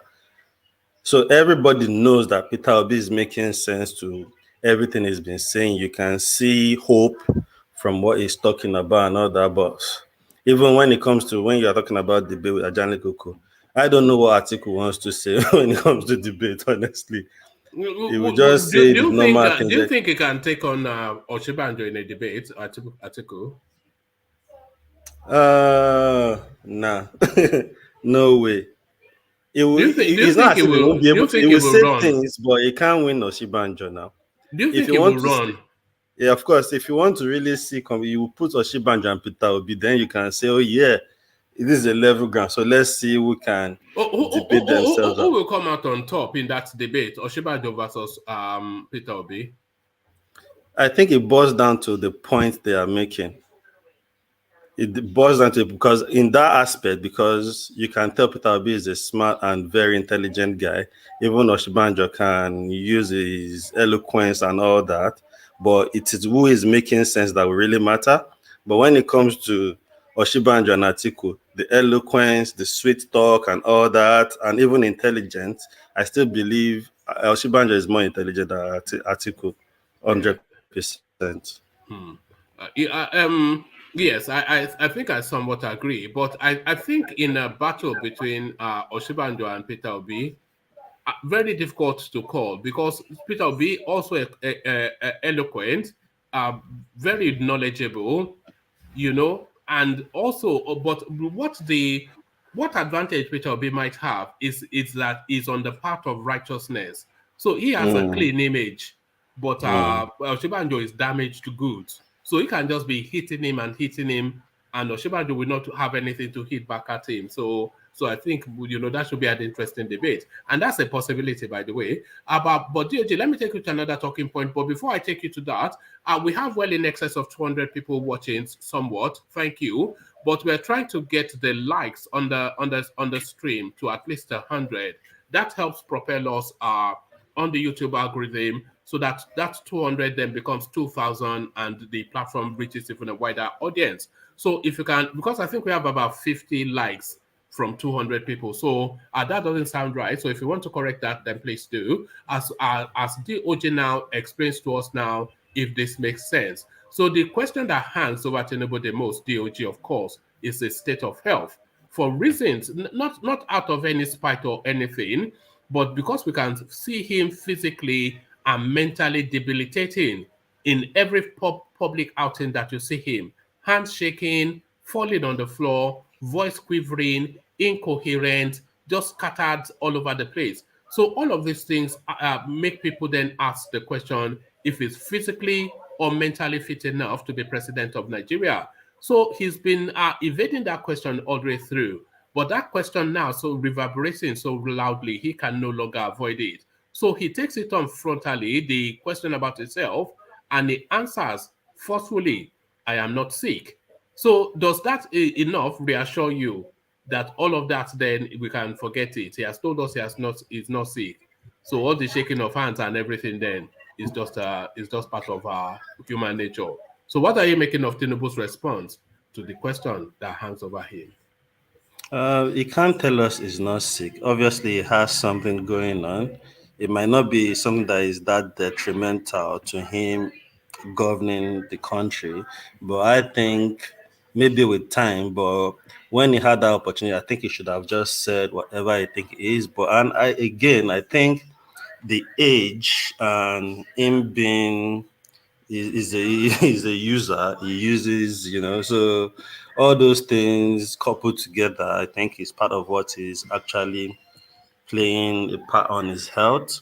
So I think he should have just said whatever is wrong with him. Obviously, you might have something at that age, but there are some things you have that won't actually hinder you to rule the country rule the country. So he should come out straight to us and let us know what is really wrong with him. If he's not that serious, even if he's serious, I think there are still some ailments. There are still some ailments that you will have, but obviously doesn't hinder you from ruling the country. So Tinubu should come open, but maybe he's just still keeping it. Maybe he will still say it, maybe because there is still a lot of people. You know, there are countries, DOG, that their presidents are on a wheelchair, so it's not unknown. You know, so it's not unknown, but just let us know. What it is, So then we know what we're contending with, and we know, or we can then form our thoughts if what is wrong with you hinders you, as you said, from being president or not. But saying I am not sick, what nonsense is that? Better not say anything than say that. Yeah, he should have rather not address it than say I'm not sick. I will understand if you say, oh, he's not going to address it, because at least then maybe if he now gets the ticket, he can now come out and say, oh, this is what I have and I'm managing it. Then obviously people know whatever it is you will say you have. Then we can now weigh the option and say, okay, is this something you can manage and still be able to govern the country, or is something that you'll be going out and in and out of the country every month for medical treatment and all that? But all these guys, you can never even believe what they say, even if they are telling you the truth. You just try and think about it. Are they really speaking the facts? All right. So on to this then. Just a brief commentary on this. DOG. Buhari to meet Tinubu, Oshibanjo, Amechi, Lawan, others as APC may consider. Let me just make sure. As APC may opt for consensus. So consensus, of course, they tried that and it worked for the chairman of the party. They want to repeat it with the presidential ticket flag bearer. But they promised us indirect primaries. They have 28 people contending for that space. So how does this work to ask them to step down their ambition for one person that you are anointing? And how does that even test how fervently these people hold the ambition for them to be willing to step down? So this idea that is being mused by Buhari to ask people to step down for a consensus, how do you think that will play out? How would that meeting go? It won't play out well. And I don't even think he wants to try that. Then all this move Buhari is making can actually just tell us those guys have some agendas. These guys, they have some agendas. They have something up at the back of their sleeve. I don't know. That is just something they are trying to force. But if they try what he's trying to do, that party, I don't think most of them will even agree to it, honestly. I don't think they will agree to it. And you can't tell Tinubu to step down for Amici now. How is that possible? I don't see that happening. If he does invite them, who do you think would step down? Like for them, fire me and Co will step down. Rotimi Amete will step down too, because if it's not backed by Buhari, he has nothing. Yeah. Then I saw Amici. I saw a video of Amici and Tinubu. They met at the airport or something. That's on this platform as well. Yeah. They had a long chat, and you can. So I just look at them and I see all these politicians. The way they were just chatting, like, It was so easy, and you think, oh, these are the people want to kill themselves for, So I don't see Tinubu stepping down for anybody. Would Osinbajo step down? It's a possibility. He might step down and say he's stepping down for Tinubu. That's a possibility. If they ask him to step down for Amechi, would he step down? Rotimi Amechi? No, he won't. He won't. I don't think any of Tinubu and Osinbajo will ever step down for Amechi. All right. Amechi will Sorry, go on. Yeah? You go on. I think Amechi would rather be the one that should be stepping down for two of them, because obviously Osinbajo is the vice president. So if you want to use how close they are to the presidency, you would think, okay, maybe Osinbajo is still more. Then Tinubu is being the leader of the party, is his ambition, which is like the agreement he probably even have with Buhari. But because Buhari being Buhari, very deceptive guy, and I just believe they have some agenda, to be honest. So that is it. But none of those two guys. Who do you think the candidates will be most comfortable stepping down for? Who would they be most comfortable stepping down for? So give me a hierarchy of three. The one that they will feel the most comfortable, even though grudgingly, step down for, and then 2 and 3. So just give me a quick list of 3 in terms of who you feel they will be most comfortable stepping down for. Tinubu, Osinbajo, Amechi. All right. So because those are the front runners, really. Yeah. All right. All right. Thank you, DOG. So DOG, just for pressure of time, let's go on from you to the silky tones of who joins us as she does when the mood takes her. So this is Celebi sharing her elegance with us. So Celebis, then let me take you to that space that DOG just left. Buhari now musing on the thoughts of having a consensus option.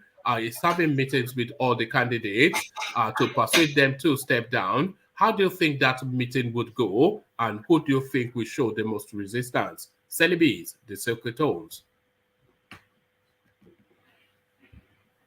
Unmute, Sally. Unmute.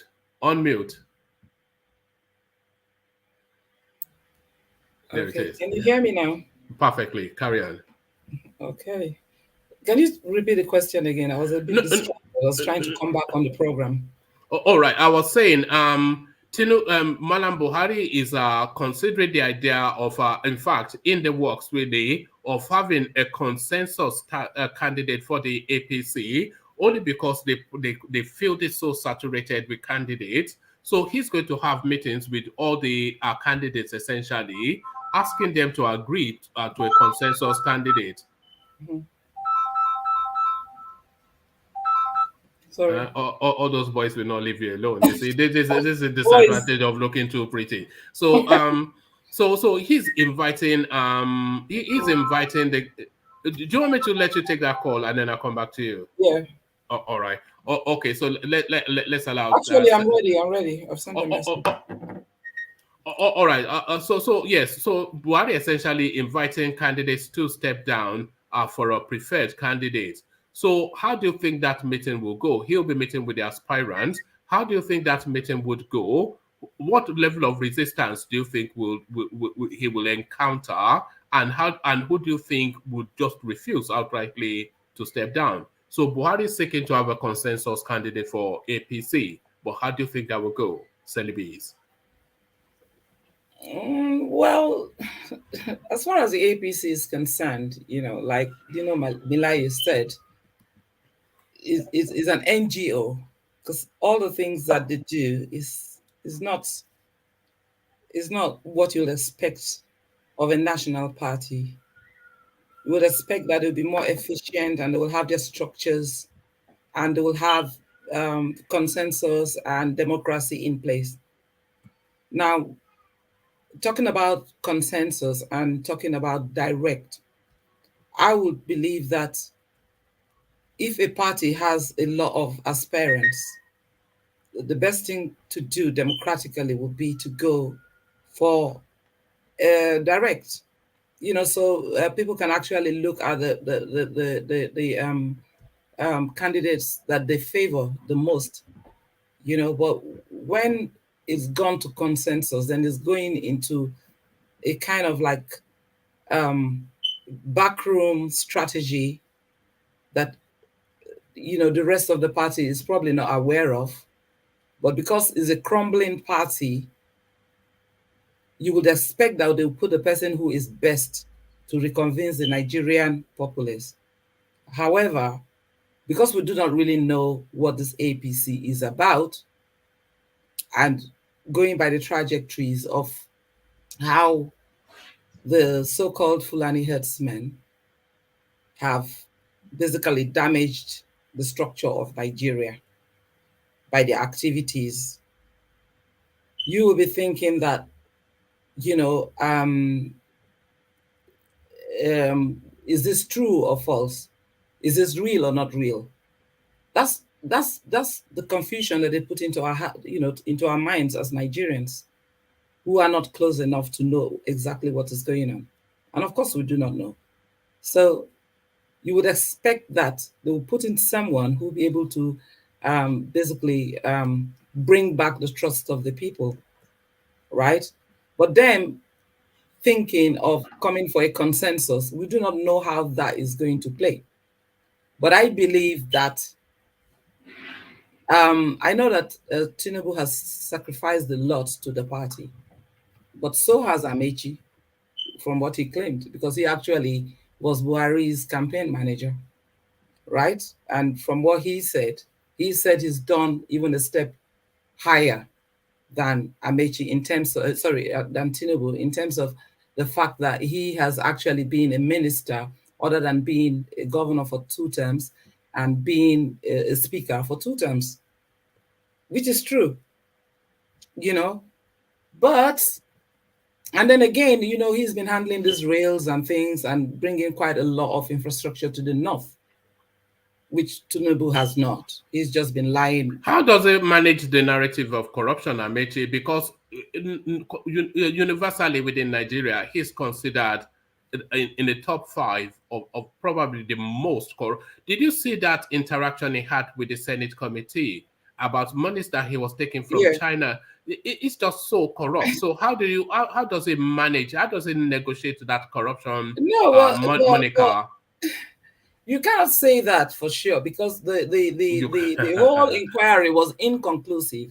It was stopped at the middle of everything. You know, Wike wanted to jail him at some point. He sold a power plant in Cross River, yes, in Cross River State, and cascaded all of the money into Buhari's election campaign. Then he bought aeroplanes in the government's name, and he went and parked it in Germany. That guy is so corrupt. Yeah, but then maybe because it bears the name Rotimi, or because he was like flirting with all the big Yoruba guns like Tinubu and the rest, you know, just prior to APC taking over. Then, you know, people were saying the Yorubas corrupted him, did they? Well, they were all saying so much good of him. In fact, they thought it was one of their stock, because Yorubas are always happy when you bear their name. Is enough to just have a Yoruba name and be Yoruba, I suppose. So, but coming back to the whole thing, Nigerians are a bit lost, just like even me, for my levels and of understanding and things, and even actually being in politics in Nigeria, I'm very lost. And that's, I feel, you know, I could easily represent the minds of Nigerians as to what is going to happen. Because when you're looking for survival, of a day-to-day survival, it's different from when you have everything in place, like where we live here in the West, in London, in the or UK, or in America, and so on, where, you know, there are certain things in place and people can actually come out and voice opinions, and their opinions will be considered, you know. But it's not like that. It's not anywhere near that in Nigeria as of now. So this is what we are looking at. If you look at all the presidents, all through the little democracy that we've managed to enjoy since 19 when was it? 99, isn't it? Yes, 99. We have not, all the people that have ruled us as presidents have been imposed, including Goodluck Jonathan in his humble self. He's been imposed on us. He was imposed on us by Obasanjo, one way or the other. Because if you ask the Niger Deltans back that time, they would have said they all want to go for someone like Alamis here. But that didn't happen, did it? So everything boils down to the people. Because I was hearing Anjale Koko saying that Osibanjo, if the president throws his weight behind him and all that. You see, we're actually not doing ourselves any good, even giving suggestions for, how they can strategically, get back into power. Because Osibanjo has been there for the good 7 years, going 8 perhaps or more. And he has not in any way, I mean, yes, there were times when he did a few things, but you just can't sit down there and just lay fallow, whilst people like Shawore are dying there, speaking out their voices. People like Nnamdi Kano speaking out their voices. So many other reporters who have actually gone out to speak their minds and say what is wrong and what is right, have been locked up. And in what way has he impacted, on that? So these are the things we just can't keep. What about the narrative that his hands are somewhat tied because he doesn't really have any power? It's almost like a ceremonial position, the vice presidency within the Nigerian space, and it cannot, of course, go against his own party to be condemning the presidency. So what about that counter argument? What do you make of that?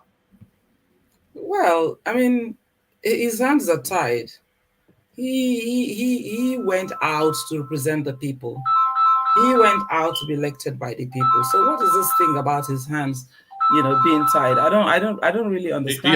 You are very popular, Celibis. All those. I don't know what's happening. Just when I get busy, that's when everyone's calling me. I've been here quiet. All those guys. Nobody called. All those guys after you.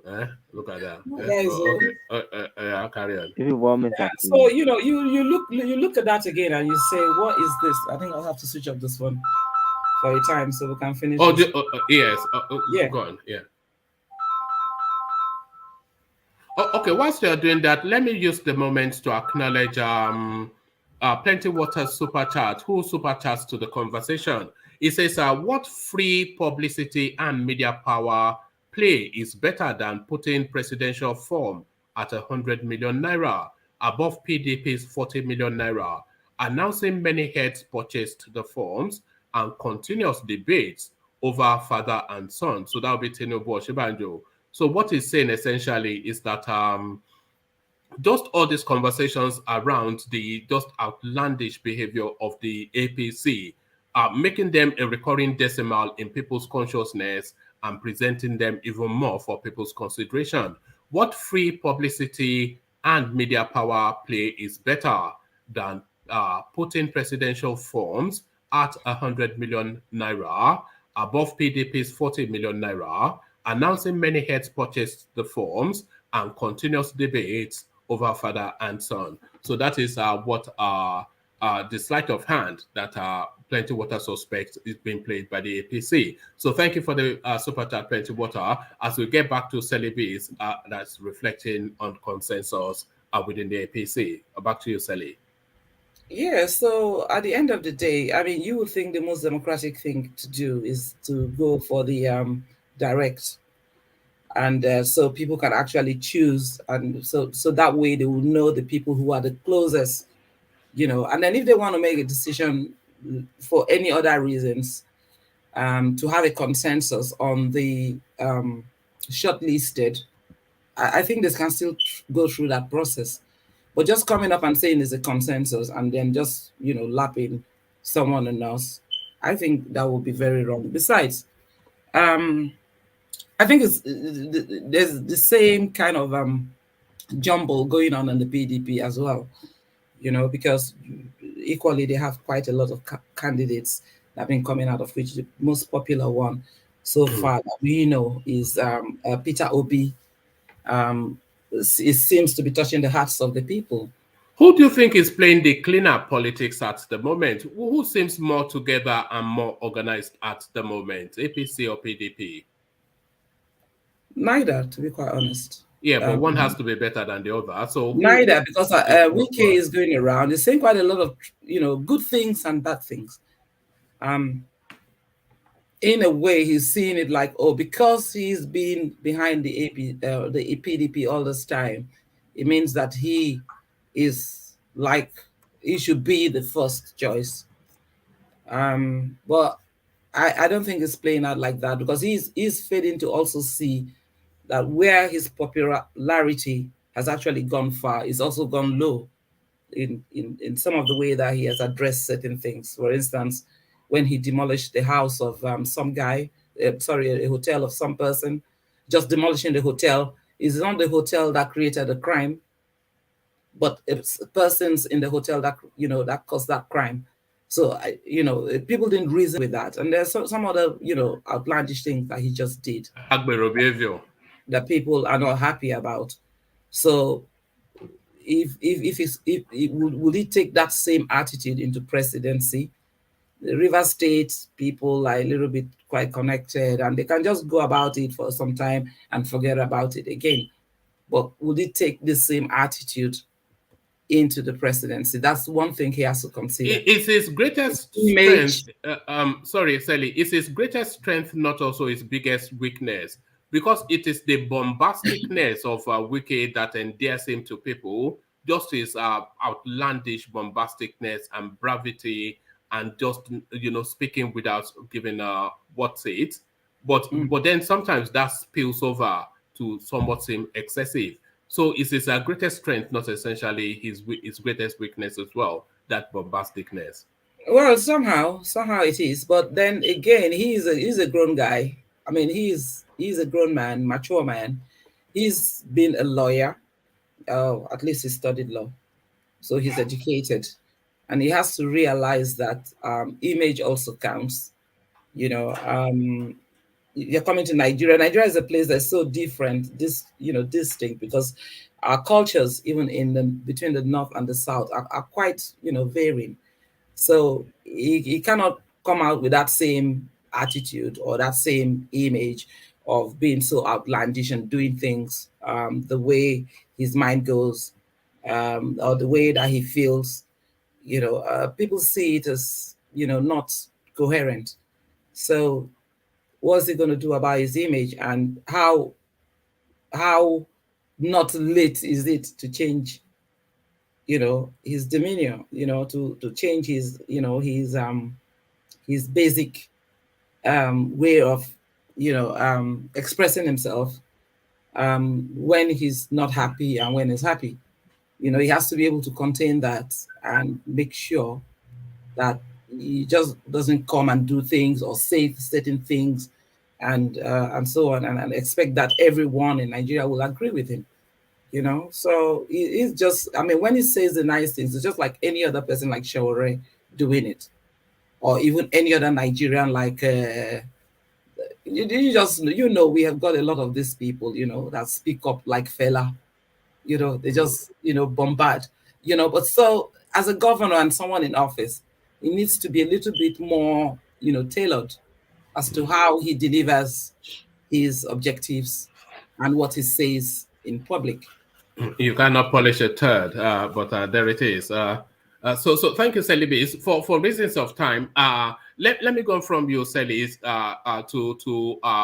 let me go to Thomas, but only leaving you on the promise that you will join us later, because anytime you come, people always DM me that we want to hear more from her, but she rations herself like a like a precious gem. I forgot to tell you that I'm planning to go to Nigeria for a week.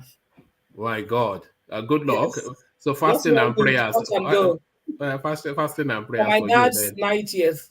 Oh wow, great age. Oh, nice. Well done. Nice. So it's worth it.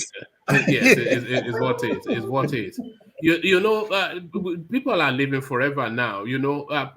People are celebrating 100, whatnot. Mm-hmm. I think my mom will be joining your dad in just a few years' time. Wow. Maybe in about 7 years or so time. So yeah, and it's still sprightly, still energized, she'll still out argue you and whatever. So yeah. So happy birthday to Daddy. So well done, Celibis. If you get to Nigeria, give us an on the floor report. Take some videos and DM me on Instagram so we can show. Okay, I'll do it. Especially of your community. We want to see community type things.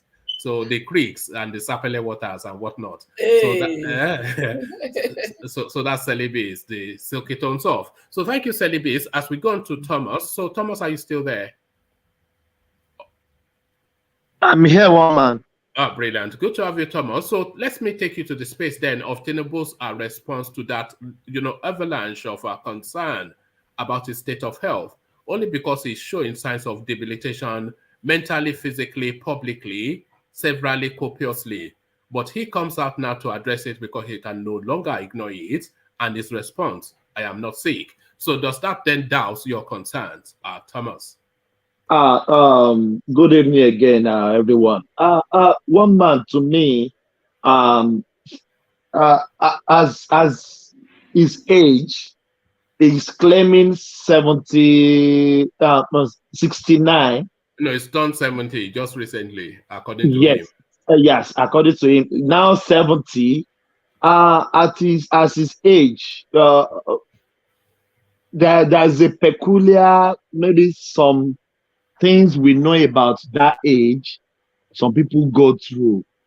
So maybe he's trying to hide something, we don't know, but the age is not his age 70.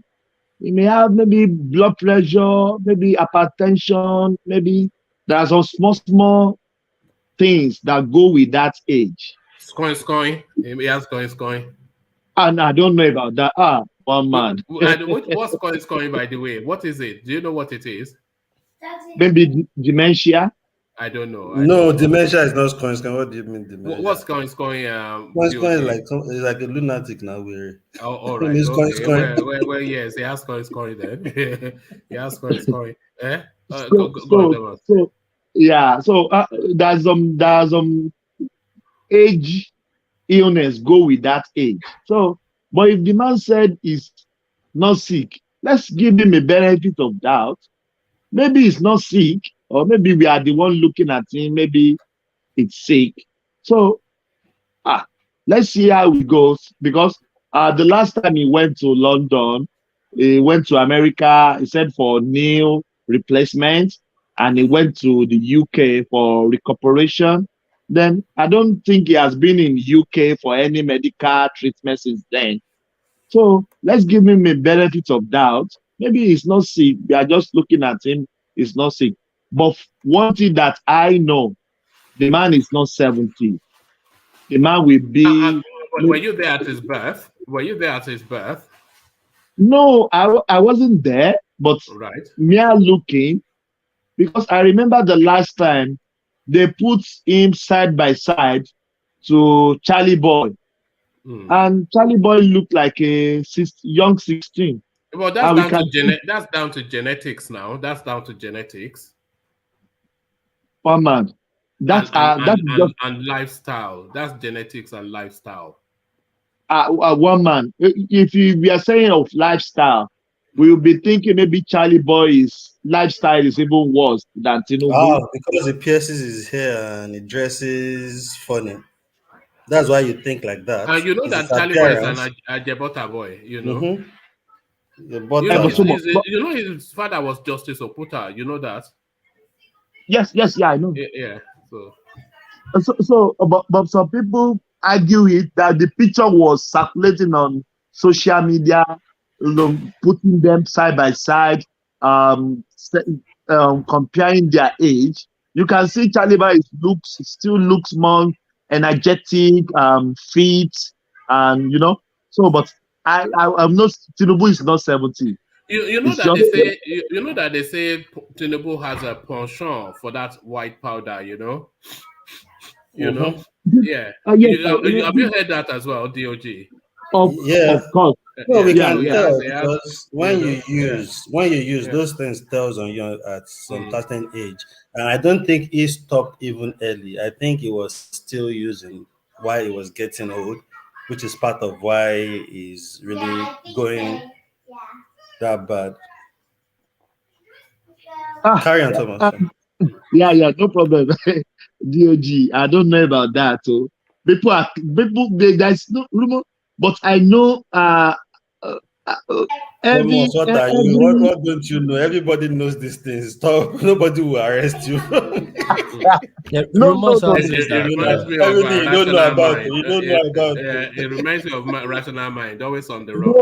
No. Rumor has it that his son that died in London died of overdose of that white substance. One man.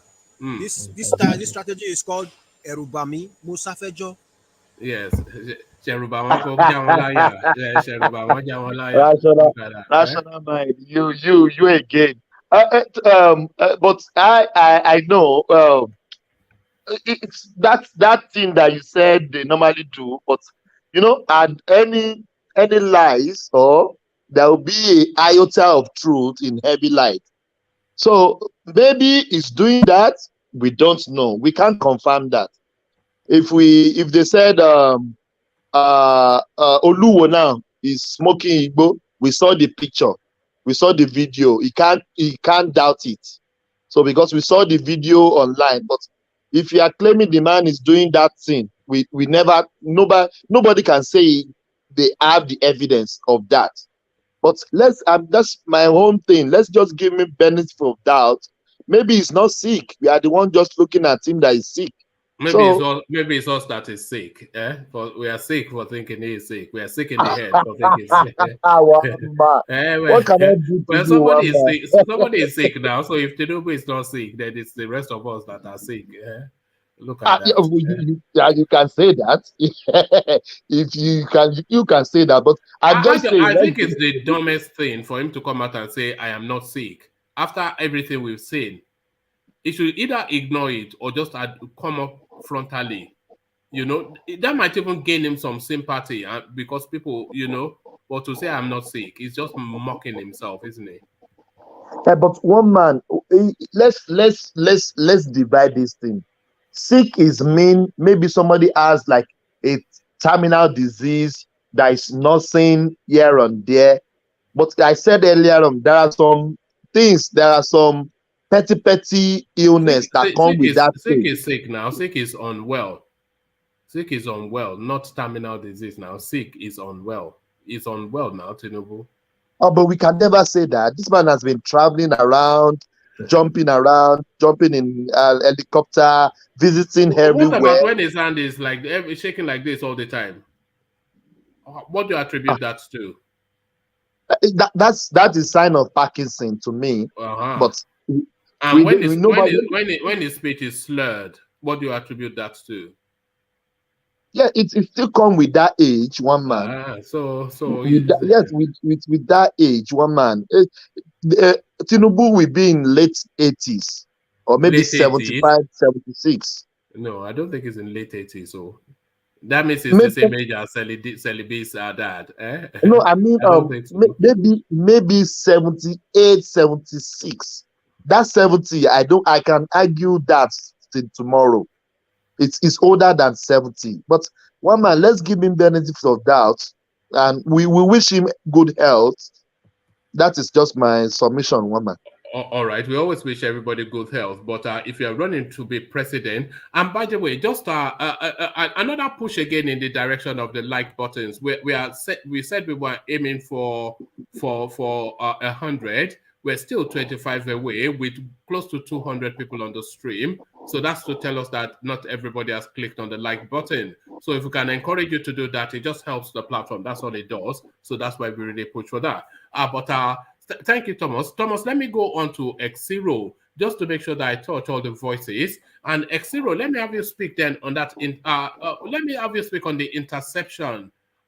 So they said police intercepted vehicles, not a vehicle, but vehicles with an S, loaded.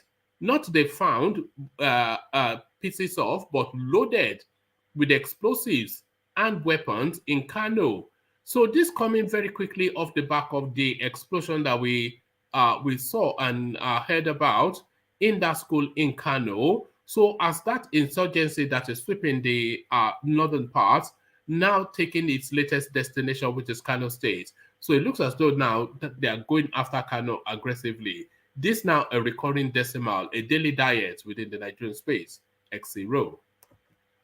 Yes, I just hope you guys forgive me because I'm with the robots today. So I'm at place of work. So if there's a noise, you just understand. All right, carry on. Yes, I think Nigeria is still unraveling every day. You know, I think Nigeria, as we know it today, everybody knows that it's no longer the Nigeria we used to know. The politicians, once they cash in on something, and it's working well, they maintain it.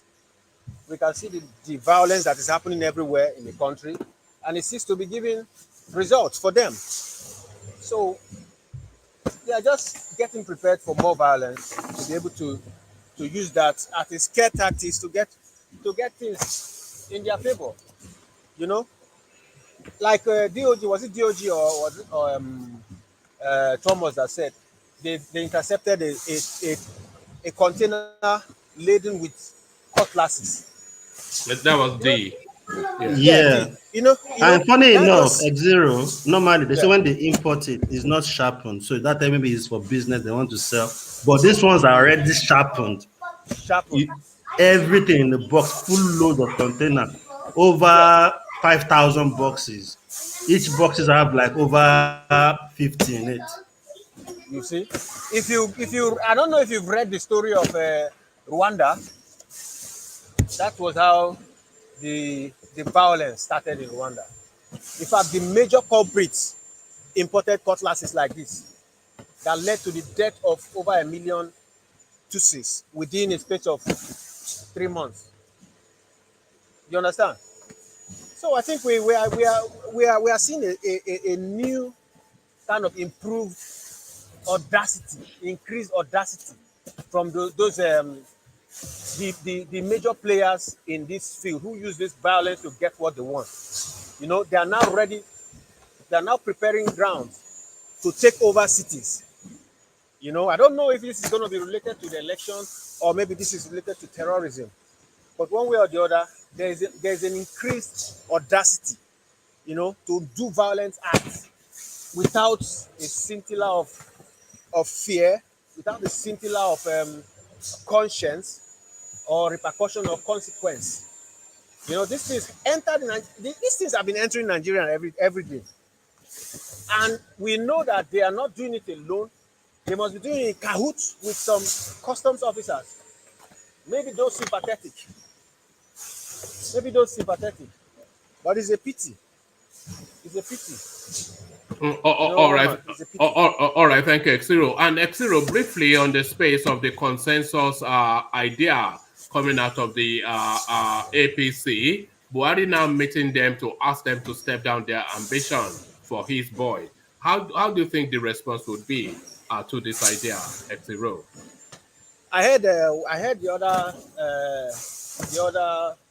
guys talk about the aspirants stepping down for Tinubu will be the logical thing to do.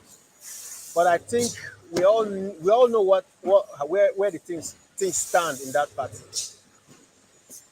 Our man, Mr. Gomez, has told us that the chosen one is Amechi. So they want to see how to plead with Tinubu to leave it for Amechi. You know? But I still think Osibanjo will prefer to leave it for Amechi than to leave it for Tinubu. Why I say this? Wow. Yes. Why I say this is this. Osibanjo has been Tinubu's boy for a long time. And we want to change that dynamics because he's now a grown man. Osibanjo, Tinubu's boy, a Yoruba man, will leave it for Amechi. Yes. All right. But that doesn't change him still being Tinubu's boy, even if he... No. I'll tell you one thing. There's treachery left, right, and center. Nobody wants to stay under Tinubu anymore. So that he want to go and be Amechi's boy now. No. That will now give him This will not give him a new. He's tired of being Tinubu boy. He wants to shift to be No, but at least it will give him a new leverage to stand on one-to-one basis with Amechi as a negotiation. You know. So even if it's not all right, you have to continue to think about that until you think yourself out of that. Don't forget that. Continue to think until you think. Forget about that in totality. Woman, you guys should stop. You guys should stop analyzing things emotionally. You guys are just putting this in on Tinubu, but even Tinubu himself knows that he has a Herculean task. It's not well, and they know that he personalizes government property. He has almost personalized Lagos, and that is the major fear. And nobody wants it. In fact, especially the North, don't want anybody to personalize the NNPC. It's just too much. They will not let him do that. They will not let him do that. He should understand that. That's the major fear. That's the major fear. All right, thank you, Exero. So, Exero, for reasons of time, let me go on to Charlie Boy, who's been with us all the way through. So Charles, are you still there? Charles? Yes, I'm here, one man. All right. So, Charles, then Tinubu saying that he is not sick. Are you convinced then by the reassurance that he has given you? No, so Tinubu's a big. In my opinion, Tinubu's a big lie. Tinubu's a sick human being. He's just Tinubu is sick. When you say a sick human being, do you mean mentally unstable, or just physically unstable, or just wild and crazy? Or yes, no, so to me, Tinubu to sit down, because the Yobos have been present for so many times. He has to sit down, Tinubu, and let the Southerners be president this time. All right, brilliant. So well put, Charles. So well put, Charles. So gentlemen and ladies. So at last I get to say lady because Celebi joins us. It's usually all these testosterone on the screen, just hoofing and hollering. But the silky tones it down. So thank you. One man, did you see Abdul Mumuni? He said that Tinubu is heavier than all of us on the platform. Look, he's that Abdul Mumuni is on a special diet. That guy, that's your favorite. Your favorite. Ego mixed with everything. Saudi mentality. I don't know how he's getting ego in Saudi. It's against the law to have ego in Saudi, you know. This celebrity that brought one of our friends on the platform the other day. Yeah, it was Celis that brought that. Where's your friend now? Because me, I enjoy when we have women voice and it's give us other dimensions. You know that your Pepe Pali. Where is she? She ran away. You couldn't handle the smoke. No, she's my sister actually. She's my younger sister. Please bring her back.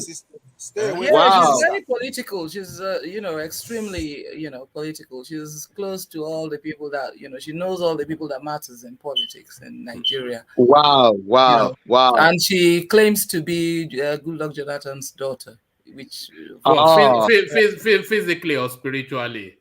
No, she follows him everywhere. She follows him.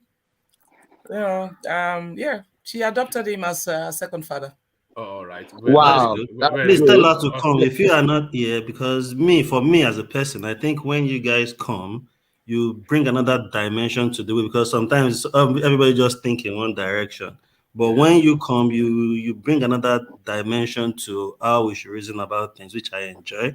And I think most ladies, Beer does that. It's just that Beer sometimes quarrel with everybody. No. Beer is also on a special diet. Yeah, I wish Beer is on Abu Mumune's diet.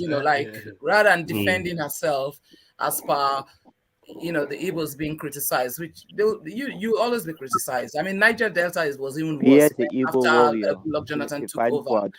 Because even on the platform where I was with my other University of Jos alumni, I found that, they were just trying to hurt my feelings all the time by criticizing Goodluck Jonathan and criticizing Patience Goodluck. And I used to really feel quite bad about that. And I felt that they were just doing it to, hurt me.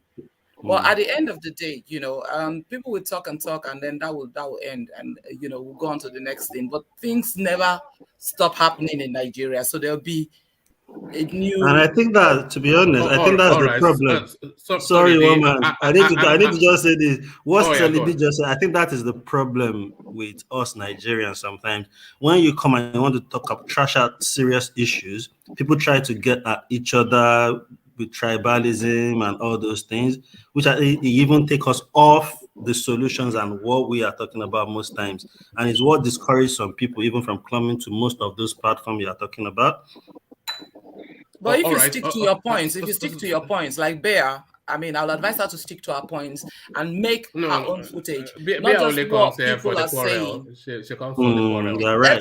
One man will always yab you. He will always yab you in a way that, so you have to like stand and you have to be strong and you have to fight back and make your points. All right. Well said, Sally. So sorry, I must dash off. I have to cut a shop before it closes, which gives me a 20-minute window. So thank you, lady and gentlemen. One man, it's not always nice when you say those things. Don't tell us, just tell us you are going to a shop, you have a shop and you are having us here. We are important, we are more important than that shop.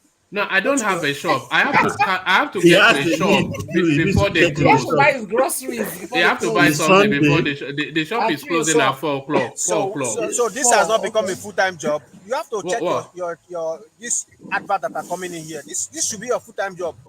It's a 2-hour session. It's not. No, I don't run a shop. I have to go to a shop.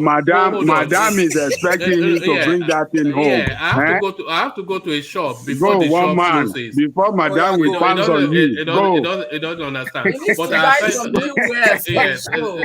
All right. Some new wares for the show. All right. Thank you, everyone, and peace. And thank you, Sally.